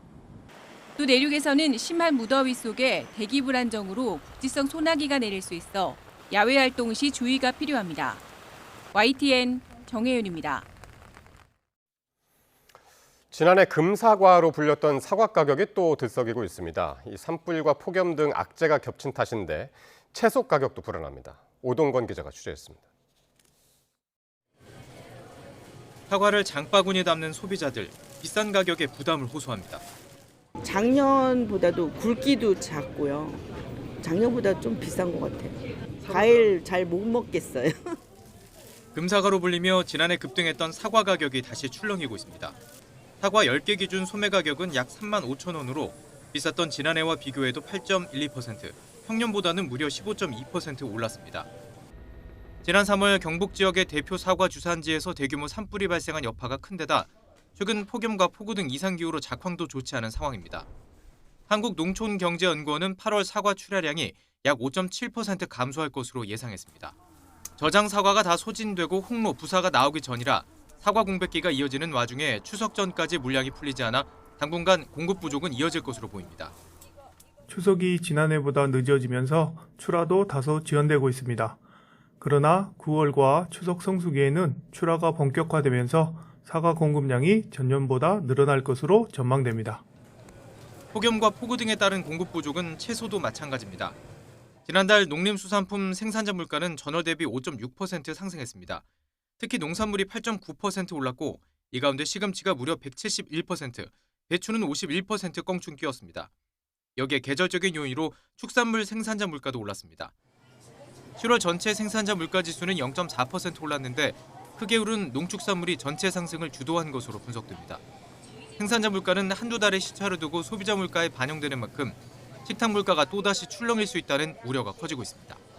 서울 지역을 기준으로 냉면과 삼겹살 같은 대표적인 외식 물가가 오른 것으로 집계된 가운데 이상기후가 작황에도 영향을 주면서 전반적인 식품 물가 관리에 어려움이 예상됩니다. YTN 오동건입니다. 부동산 규제에서 외국인들이 제외돼 역차별 논란이 커지자 정부가 칼을 들었습니다. 외국인들은 앞으로 실거주 목적이 아니면 서울과 수도권 대부분 지역에서 주택을 구매할 수 없습니다. 차유정 기자가 보도합니다. 중국의 최대 해외 부동산 거래 사이트, 강남, 송파, 성동 등 수십억 대 서울 주요 지역 아파트들이 매물로 나와 있습니다. 한 외국인은 전액 예금으로 180억 원의 용산구의 한 아파트를 샀고 82억 원의 성북구 단독주택을 매입한 30대 외국인도 있습니다. 외국인들은 주로 해외 금융사를 통해 자금을 조달하는 만큼 별다른 규제 영향 없이 국내 주택을 사들입니다. 외국인들의 수도권 내 주택 거래는 2022년부터 연평균 26% 이상씩 증가하는 상황.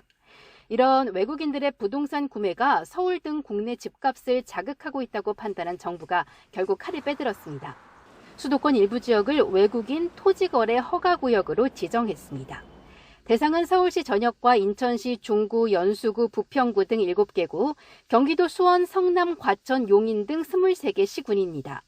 외국인들이 이 지역 주택을 구매하려면 2년 실거주를 전제로 지자체 허가를 받아야 합니다. 즉 전세를 낀 갭 투자가 아예 금지됩니다. 효력은 내년 8월 25일까지 1년으로 정부는 필요할 경우 기간 연장을 검토할 계획입니다. 국토부는 위반 사실이 확인되면 석 달 이내 기간을 정해 이행 명령을 내리고 강경 대응할 예정입니다. 실거주 의무를 위반한 외국인에 대해서는 이행 강제금을 부과하거나 위반 사항이 심각한 경우에는 허가 취소까지 할 계획입니다.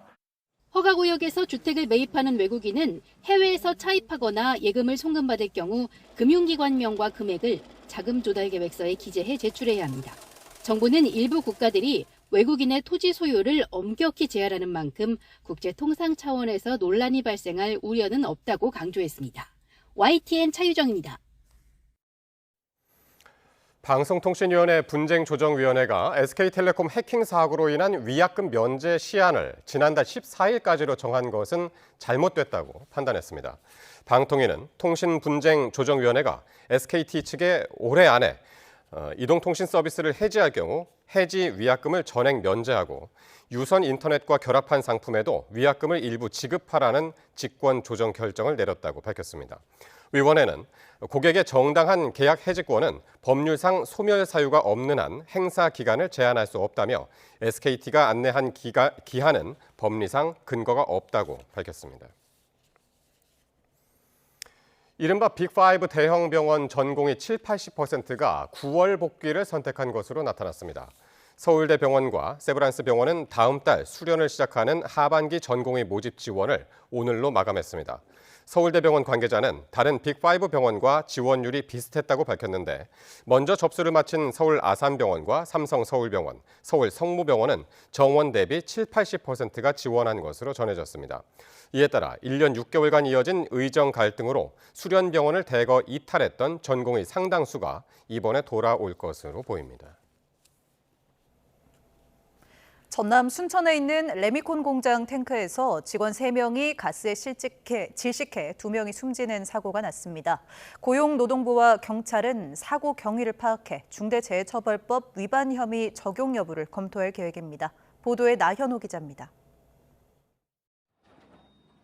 레미콘 공장 구조물 외벽을 굴착기가 뜯어내자 간이 탱크가 모습을 드러냅니다. 탱크 내부에서 작업자 3명의 연락이 두절됐다는 신고가 접수된 건 오후 1시 30분쯤. 사고가 난 탱크는 구조 과정에서 이렇게 눕혀졌는데 입구가 매우 좁습니다. 이 때문에 119 대원들이 내부에 있는 작업자들을 구조하는데 많은 시간이 걸렸습니다. 탱크 내부에 있던 작업자 3명은 소방당국에 차례로 구조됐습니다. 하지만 심정지 상태로 이송된 2명은 결국 숨졌고 나머지 1명은 호흡과 맥박이 있는 상태였습니다. 사고는 탱크를 청소하는 과정에서 벌어졌습니다. 작업자 1명이 탱크에서 의식을 잃자 또 다른 직원 2명이 구하러 들어갔다가 함께 사고를 당한 것으로 추정됩니다. 먼저 한 분이 작업하러 들어갔는데 떨어져가지고 또 추가로 들어가시고 세 분이 들어가셨답니다. 그래서 그렇게 요 구조자가 3분이 발생하게 된 겁니다. 사고가 난 탱크 안에서는 기준치 이상의 황화수소와 이산화탄소가 확인됐습니다. 가스에 질식했거나 중독된 것으로 추정되는데 소방당국은 작업자들이 산소통 등을 착용하지 않은 데 무기를 두고 있습니다. 밀폐 공간에 대한 작업 준수 사항들이 있습니다. 작업 계획서도 하고 거기에 대한 보호기구도 착용하고 그런 것들이 있는데 이런 사고가 좀 발생한 것에 대해서 유감으로 생각합니다. 고용노동부는 경찰과 함께 사고 경위를 조사한 뒤 중대재해처벌법 위반 혐의 적용 여부도 살필 계획입니다. YTN 나연호입니다. 이태원 참사 현장에 출동했던 소방관 1명이 또 숨진 사실이 뒤늦게 알려졌습니다. 한 달 새 2명이 숨진 건데 소방청은 이태원 참사와 제주항공 여객기 참사에 투입됐던 대원 3천여 명 전원에 대한 심리 상담을 진행하겠다고 밝혔습니다. 양동훈 기자가 보도합니다. 실종됐던 소방관이 열흘 만에 숨진 채 발견된 데 이어 역시 이태원 참사 현장에 출동했던 또 다른 소방관이 숨진 사실이 뒤늦게 알려졌습니다. 소방청과 경남소방본부는 경남 고성소방서 소속 40대 소방관 A씨가 지난달 29일 자택에서 숨진 채 발견됐다고 밝혔습니다. A씨는 2022년 용산 소방서에서 근무할 당시 이태원 참사가 발생하자 현장에 출동해 구조 활동을 벌였습니다. A씨는 지난 2월 참사 트라우마로 대인 기피와 우울증 등에 시달리고 있다며 공무상 요양을 신청했습니다. 공무상 요양 제도는 공무 수행 중에 발생한 부상이나 질병으로 요양 시 치료비 등을 지원하는 제도입니다. 하지만 A씨는 지난 6월 인사혁신처로부터 업무 관련성이 인정되지 않는다는 이유로 불승인 통보를 받은 것으로 확인됐습니다. A씨는 2월 말에 고성소방서로 발령났는데 3개월 동안 병가와 질병휴직을 한 데 이어 지난달부터 다시 질병휴직에 들어간 상태였습니다. A씨는 세상을 떠나기 전 동료와 가족에게 이태원 참사에 따른 고통을 호소했던 것으로 전해졌습니다. 이런 가운데 경찰은 실종 뒤 숨진 채 발견된 30대 소방관과 관련해서도 타살 혐의점이 없는 것으로 보고 조만간 수사를 종결하기로 했습니다. 소방청은 이번 일을 계기로 이태원 참사와 제주항공 여객기 참사 현장에 투입됐던 소방공무원 3천여 명을 대상으로 심리상담을 진행하고 필요시 병원 진료 등을 통해 지속적으로 지원하겠다고 밝혔습니다. YTN 양동훈입니다. 경기 용인시 오피스텔 지하 주차장에서 30대 여성이 숨진 채 발견돼 경찰이 용의자를 쫓고 있습니다. 용의자는 강원도 홍천으로 달아났는데 행방이 묘연한 상태입니다. 유서현 기자입니다. 붉은색 경광등을 켠 구급차에서 구급대원들이 내려 분주하게 움직입니다. 새벽 5시 45분쯤 경기도 용인의 한 오피스텔 지하 주차장에 여성이 흉기에 찔린 채 쓰러져 있다는 신고가 접수됐습니다. 피해 여성은 지하 4층 주차장에서 발견됐는데 이미 숨진 상태였습니다. 발자국이 저저저저해요. 피 발자국. 그렇게 내려오는 길이 다 사투를. 주차장 CCTV 분석 결과 용의자는 30대 남성으로 특정됐는데 지하 3층에서부터 피해자를 따라가 범행한 것으로 전해졌습니다. 사건이 벌어진 현장입니다. 남성은 피해 여성에게 흉기를 휘두른 뒤 차량을 타고 도주했습니다. 경찰은 남성이 앙심을 품고 피해 여성을 찾아와 범행한 것으로 의심하고 있습니다. 범행 직후 렌터카를 몰고 달아난 남성은 강원도 홍천에 차량을 버리고 사라졌습니다. 네, 4시 반이라고 그래요, 그때가. 차 치울 때가. 그런 생각을 도저히 못 해보고 살았으니까 처음이지요, 뭐. 경찰은 렌터카와 흉기 등을 미리 준비한 점을 바탕으로 계획 범행에 무게를 두고 있습니다. 경찰은 남성을 검거하는 대로 자세한 범행 경위를 조사할 계획입니다. YTN 유서연입니다. 김영환 충북도지사가 해외 출장 전 체육회 인사로부터 수백만 원이 든 돈 봉투를 받았다는 의혹과 관련해 경찰이 도지사 집무실 등을 압수수색했습니다. 충북도청 개청 이래 첫 도지사실 압수수색인데 김 지사는 관련 혐의를 전면 부인했습니다. 보도에 김기수 기자입니다. 김영환 충청북도지사가 돈 봉투를 받았다는 의혹과 관련해 경찰이 도지사 집무실에 대한 압수수색을 벌였습니다. 압수수색 영장에 적시된 혐의는 청탁금지법 위반. 김 지사는 지난 6월 일본 해외 출장을 앞두고 체육회 인사들로부터 500만 원이 든 봉투를 건네받은 혐의를 받고 있습니다. 수사기관의 집무실 압수수색은 충북도청 개청 이래 처음으로 경찰은 영장 집행을 통해 김 지사의 휴대전화와 차량 출입 기록, 출장 관련 문서 등을 확보한 것으로 알려졌습니다. 또 체육회 인사가 운영하는 건설업체 등 모두 6곳에 대해서도 압수수색을 벌여 금품을 건넨 혐의를 받는 체육회 인사의 휴대전화도 확보한 것으로 확인됐습니다. 하지만 경찰은 압수수색과 관련해 수사 중인 사안이라며 자세한 답변은 피했습니다. 수사 중인 사안이라 제가 자세한 내용을 여기서 말씀드릴 수는 없습니다. 이해해 주시기 바랍니다. 김 지사는 압수수색 이후 별도의 입장문을 통해 관련 혐의를 강하게 부인했습니다. 김 지사는 금품을 받은 사실이 없고 경찰 조사를 통해 사실관계가 명백하게 밝혀질 것이라고 강조했습니다. 경찰은 압수물에 대한 분석을 통해 관련자들을 추가로 불러 조사할 방침인 가운데 금품 전달 과정과 사업 추진 과정에서의 특혜 여부 등을 들여다볼 예정입니다. YTN 김기수입니다.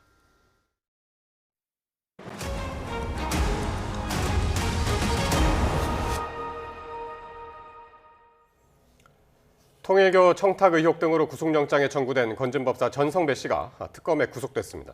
전 씨는 자신 때문에 여러 사람이 고초를 겪고 있는 상황을 견딜 수 없다며 앞서 구속 심사를 포기했습니다. 안동준 기자의 보도입니다. 통일교 청탁 의혹의 핵심 인물로 꼽히는 건진법사 전성배 씨에 대해 법원이 구속영장을 발부했습니다. 전 씨 구속은 예상된 결과였습니다. 구속심사를 하루 앞두고 돌연 불출석 의사를 밝히며 혐의 소명 기회를 스스로 포기한 겁니다. 전 씨 측은 전 씨가 자신 때문에 여러 사람이 고초를 겪는 상황을 견딜 수 없어 직접 불출석을 결심했다고 전했습니다. 당연히 자신도 잘못돼야 한다는 건데 구속을 받아들이겠다는 취지로 풀이됩니다. 전 씨는 앞서 유치 장소가 정해지지 않은 상황에서 아침 일찍 특검에 출석했습니다. 영장 심사를 포기한 게 혐의를 인정하는 취지냐는 질문에는 입을 굳게 닫았습니다. 영장 심사 포기하신 이유가 뭡니까? 구속 피할 수 없다고 생각하신 게 뭐예요? 통일교 청탁 알선 혐의 인정하시는 겁니까? 전 씨는 통일교와 김건희 씨 사이 연결고리로 꼽히는 인물입니다. 특검은 전 씨가 윤영호 전 통일교 세계본부장으로부터 청탁성 선물을 받아 김 씨에게 전달했다고 보고 있습니다. 다만 전 씨는 윤 전 본부장에게 청탁성 선물을 전달받은 건 맞지만 김 씨에게 전달하지는 않았다는 입장을 유지해왔습니다. 구속 이후 이 같은 입장에 변화가 생길지 주목되는 가운데 전 씨가 연루된 국민의힘 전당대회 개입 의혹 수사도 속도가 날 전망입니다. YTN 안동준입니다. 구속 이후 세 번째 조사를 받은 김건희 씨가 대부분 진술 거부권을 행사한 가운데 이에 대한 이유를 밝힌 것으로 파악됐습니다. 김건희 씨는 오늘 조사에서 아무리 자신이 아는 진실을 이야기해도 자꾸 왜곡돼 겁이 나서 진술을 못한다고 말한 것으로 전해졌습니다. 김 씨 측은 해당 발언이 오늘 조사에서 김 씨가 한 유일한 발언이었다면서 나머지 질문에 대해서는 계속 진술 거부권을 행사했다고 설명했습니다. 민중기 특별검사팀이 김건희 씨 집사로 알려진 김예성 씨의 아내를 2차 소환했습니다. 특검은 오늘 김예성 씨 아내 정모 씨를 피의자 신분으로 불러 조사했습니다. 정 씨는 남편인 김예성 씨가 차명으로 소유한 법인을 통해 IMS 모빌리티가 받은 투자금 184억 원 가운데 33억 8천만 원을 빼돌리는 데 가담한 혐의를 받습니다. 내란 특검팀이 국회 사무처에 대한 강제 수사를 벌이면서 국민의힘 추경호 전 원내대표를 피의자로 적시했습니다. 특검팀은 압수물 분석을 마치는 대로 계엄 해제 표결을 방해했다는 의혹을 받는 추 전 원내대표를 소환할 걸로 보입니다. 김철희 기자가 보도합니다. 계엄 해제 표결 방해 의혹을 수사하는 조은석 특별검사팀이 국회 사무처에 대한 강제 수사에 착수했습니다. 압수수색 과정에서 수사관들은 국회 본청에 설치된 CCTV 자료 등을 확보한 거로 알려졌습니다. 그런데 특검이 압수수색 영장에 국민의힘 추경호 전 원내대표를 유일한 피의자로 적시한 거로 파악됐습니다. 추 전 원내대표는 비상계엄 당일 소속 의원들을 국회가 아닌 당사로 불러 모으거나 우원식 국회의장에게 본회의 시간을 미뤄달라고 요청해 계엄 해제를 방해했다는 의혹을 받고 있습니다. 계엄 선포 이후 한덕수 전 총리나 윤석열 전 대통령과 잇따라 통화한 사실도 드러났지만 추 전 원내대표는 일관되게 혐의를 부인하고 있습니다. 의원들을 당사로 소집한 건 국회 출입이 통제됐기 때문이고 본회의 연기를 요청한 것 역시 의원을 더 모으기 위해서였단 겁니다. 물리적으로 저희들이 넘어올 수 있는 여러 상황이 되면은 이 본회의 이 표결과 관련된 절차를 진행해 달라고. 특검은 주장의 신빙성을 검증하기 위해 우원식 국회의장과 김민기 국회 사무총장 등을 차례로 부르며 수사를 이어왔습니다. 앞서 사실관계가 어느 정도 확정되면 피의자들을 소환할 예정이라고 밝혔던 만큼 압수물 분석이 끝나는 대로 추 전 원내대표에 대한 소환 조사가 이어질 거란 전망이 나옵니다. YTN 김철입니다. 비상계엄 관련 내란 외환 의혹을 수사하는 조은석 특별검사팀이 내일 한덕수 전 국무총리를 다시 소환합니다. 내란 특검은 내일 오전 9시 반 한 전 총리를 피의자 신분으로 불러 조사합니다. 지난달 2일과 지난 19일에 이은 세 번째 조사입니다. 특검은 한 전 총리가 지난해 윤석열 전 대통령의 비상계엄 선포 이후 사후 계엄 선포문이 작성됐다가 폐기된 과정에 관여했는지 등을 따져 물을 것으로 보입니다. 특검은 한 전 총리에 대해 구속영장을 청구하는 쪽에 무게를 두고 수사를 진행하고 있습니다. MBC 대주주인 방송문화진흥회의 지배구조를 변경하는 방송문화진흥회법 개정안이 범여권 주도로 국회 본회의를 통과했습니다. 더불어민주당은 한국교육방송공사법 개정안, 이른바 EBS법도 상정하는 등 쟁점 법안 처리에 나섰는데 국민의힘은 법안마다 필리버스터로 나선다는 방침입니다. 윤웅성 기자입니다. 윤석열 정부의 제2요구권에 가로막혀 폐기됐던 방송 3법 가운데 하나인 방송문화진흥회법 개정안이 더불어민주당 주도로 국회 본회의 문턱을 넘었습니다. 찬성 169인, 반대 1인, 기권 1인으로서 방송문화진흥회법 일부 개정 법률안 대안은 가결되었음을 선포합니다. 방문진법 개정안에 무제한 토론, 필리버스터로 대응했던 국민의힘은 아예 표결에 불참했습니다. 개정안은 방문진 이사를 9명에서 13명으로 늘리고 이사 추천 주체를 임직원과 학회 등으로 다양화해 정치권 영향을 줄이겠다는 내용을 담고 있습니다. 민주당은 같은 날 방송 3법 가운데 마지막인 EBS법도 본회의에 상정하면서 언론개혁 완수 의지를 거듭 내비쳤습니다. 전문가 및 사회 각 분야의 대표성 등을 반영해 확대하고 사장 선출 방식을 보다 민주적이고 투명하게 하는 내용입니다. 국민의힘은 마찬가지로 무제한 토론, 즉 필리버스터로 제동을 걸고 나섰습니다. 그대로 유지한 것은 우리 21대 국회까지 앞선 선배 의원들이 무식하거나 게으르거나 또 정파의 이익을 쫓아서 그런 것이 아닙니다. 이게 글로벌 표준이기 때문에 그렇습니다. 야당은 이른바 노란봉투법과 상법 2차 개정안까지 쟁점 법안 처리에 모두 필리버스터로 대응하겠다는 방침이지만 법안 처리를 막을 수는 없습니다. 국회법상 토론 시작 24시간이 지나면 재적 의원 5분의 3 이상의 찬성으로 필리버스터를 끝낼 수 있는데 범여권 의석만으로도 가능하기 때문입니다. 민주당이 쟁점 법안을 상정하면 국민의힘이 필리버스터에 나섰고 다시 강제 종료와 표결 과정이 반복되면서 오는 25일까지 무제한 토론 대치가 이어질 것으로 보입니다. 8월 임시국회 본회의 시작부터 쟁점 법안 처리를 놓고 여야가 충돌한 가운데 다음 달 정기국회에서 민주당이 검찰 언론 사법개혁 드라이브를 본격화할 것으로 예상돼 강대강 대치는 한층 더 가팔라질 것으로 보입니다. YTN 윤웅성입니다. 국민의힘 새 지도부를 선출하는 8월 22일 전당대회 당원 선거인단 투표율이 44.39%로 최종 집계됐습니다. 당 선거관리위원회는 어제부터 실시한 모바일과 ARS 투표를 합산한 결과 선거인단 75만 3천여 명 가운데 33만 4천여 명이 참여했다고 밝혔습니다. 한동훈 전 대표가 선출된 지난해 7.23 전당대회 투표율 48.51%보다 4.12%포인트 낮은 수치입니다. 내일 충북 청주 오스코에서 열리는 전당대회에서는 당원 선거인단 투표를 80% 반영하고 일반 국민 대상 여론조사를 20% 비중으로 합산해 당 대표를 선출합니다. 이재명 대통령의 국정 지지율이 크게 떨어진 여론조사 결과가 잇따라 나오자 대통령실은 결과를 무겁게 받아들인다고 밝혔습니다. 굵직한 외교 일정을 마친 뒤 민생 살리기에 더 집중해 분위기 반전을 꾀하려는 모습입니다. 정인용 기자의 보도입니다. 지난 월요일 발표된 무선 자동응답 ARS 방식의 리얼미터 조사에 이어 전국 지표조사 MBS에서도 대통령 지지율의 경고등이 켜졌습니다. 4개 여론조사 기관이 공동으로 실시한 전화 면접조사에서도 긍정평가 비율이 떨어진 겁니다. 8월 첫째 주 65%에 달했던 잘하고 있다는 응답은 셋째 주에는 57%로 줄었습니다. 불과 2주 사이에 8%포인트나 하락했습니다.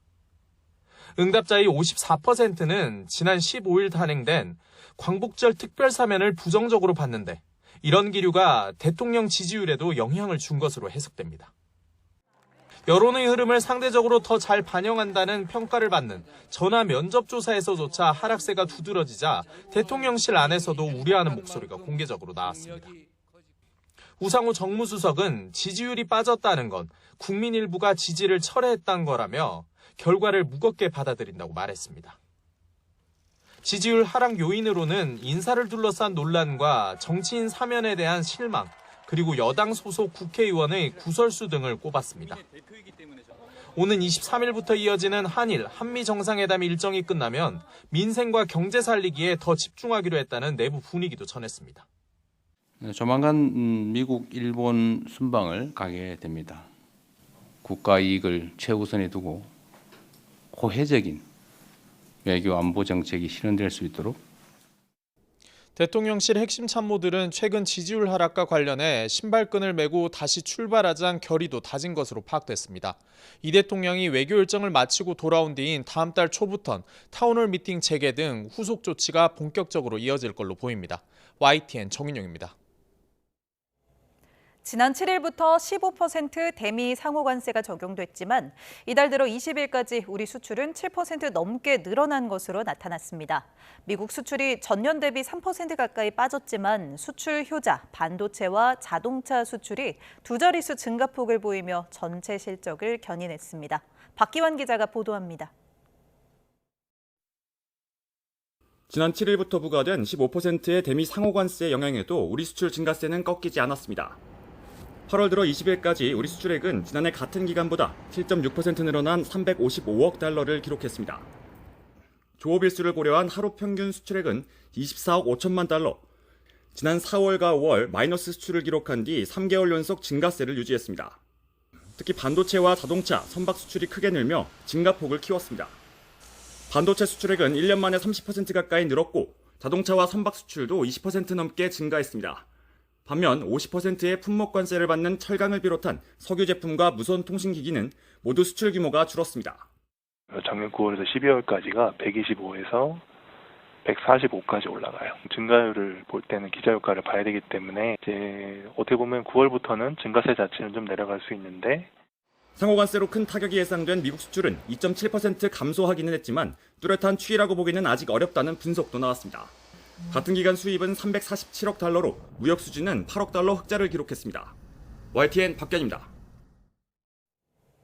최근 전기 킥보드와 오토바이 등 전기 이륜차에 리튬이온 배터리 폭발 사고가 잇따르고 있죠.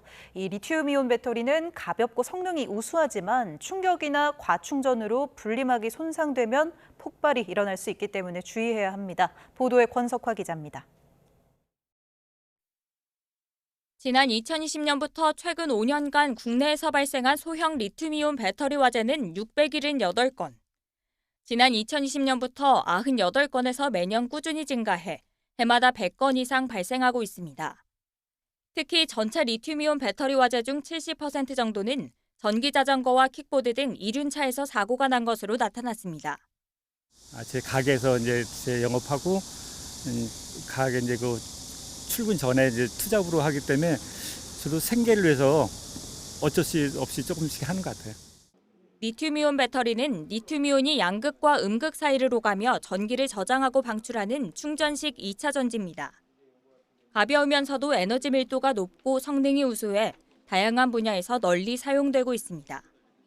하지만 충격으로 손상되거나 과도한 충전이 발생하면 배터리 속 전해질이 분해되면서 온도가 순식간에 수백 도까지 오를 수 있습니다. 이 과정에서 내부 분리막이 손상되면 양극과 음극이 직접 맞닿아 폭발하는 열폭주 현상이 발생할 수 있는 겁니다. 미세하게 균열이 생기면서 양극과 음극이 만나게 되면 저항이 없어지기 때문에 굉장히 빠르게 높은 전류가 흐르게 됩니다. 그렇게 되면서 고열이 발생하게 되는 것이고요. 이 때문에 전기자동차에는 배터리 전압과 전류, 온도 등을 실시간으로 제어해 과충전을 막는 배터리 관리 시스템이 의무적으로 탑재됩니다. 하지만 전기 이륜차는 의무 규정이 없는 데다 외부 충격에 더 많이 노출돼 안전의 사각지대라는 지적이 나옵니다.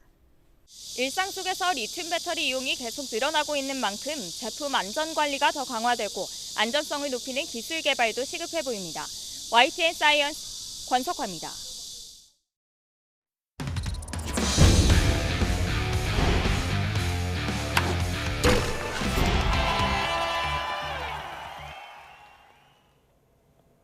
프로야구 두산이 기아에 이어 한화에도 수입에 성공하며 7연승을 달렸습니다.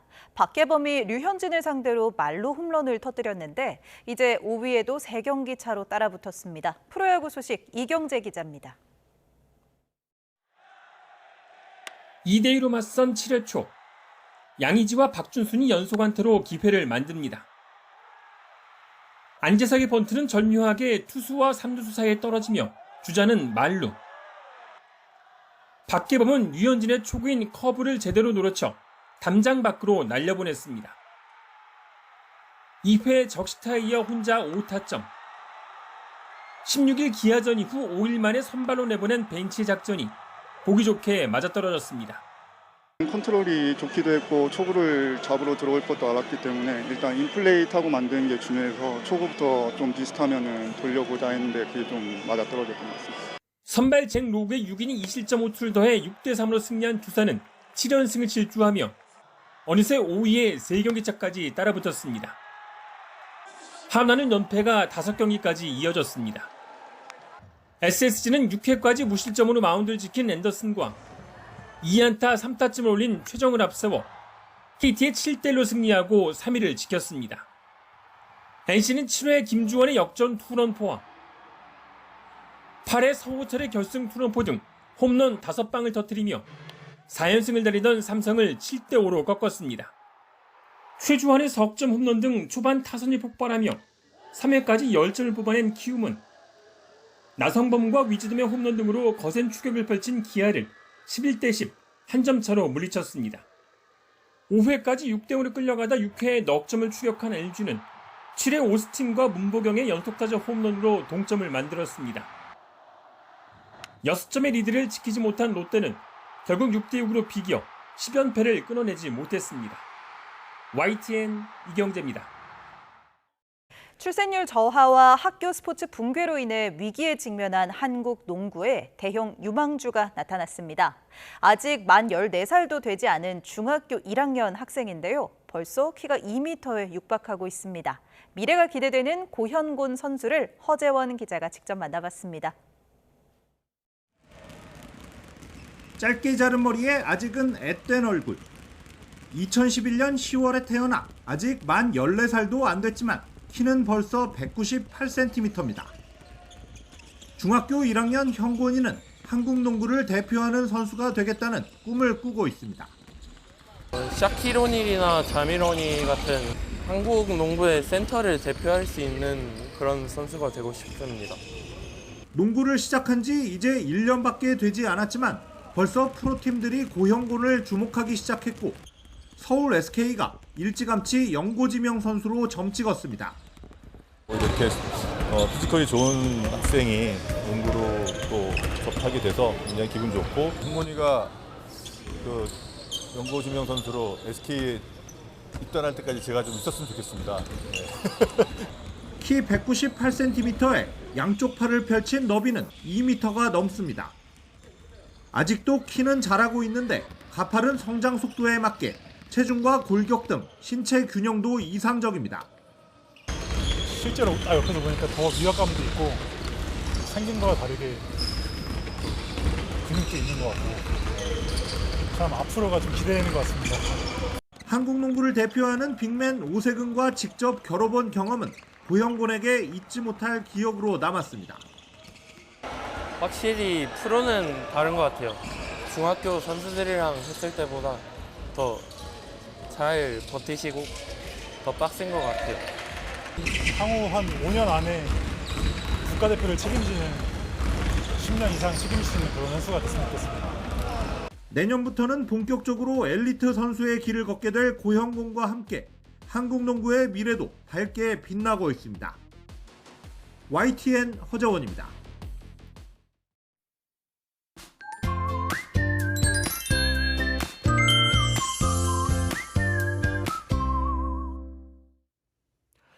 내일도 더위의 기세가 만만치 않겠습니다. 여전히 대부분 지역에 폭염특보가 계속되는 가운데 우선 오늘 밤사이에도 서울 등 많은 지역에서 25도 이상을 유지하며 열대야가 나타나겠고 한낮에는 서울 33도, 강릉 35도, 대전 35도, 대구 36도까지 오르는 등 심한 더위가 기승을 부리겠습니다. 밤낮 없는 더위에 건강 잃기 쉬운 만큼 목이 마르지 않더라도 틈틈이 휴식을 취해 주시기 바랍니다. 하늘에는 대체로 구름만 간간히 지나겠습니다. 다만 대기가 불안정해지는 남부와 제주 곳곳에는 오후 한때 돌풍과 벼락을 동반한 소나기가 내리겠습니다. 이 지역에서는 외출하실 때 우산을 챙겨주시기 바랍니다. 주말인 모레는 선선한 가을을 맞이한다는 절기 처서인데요. 절기가 무색하게 주말 내내 무더위가 이어지겠고 일부 지역에는 소나기가 내릴 전망입니다. 날씨 정보였습니다. 목요일 뉴스나이트 마치겠습니다. 시청해주신 여러분 고맙습니다.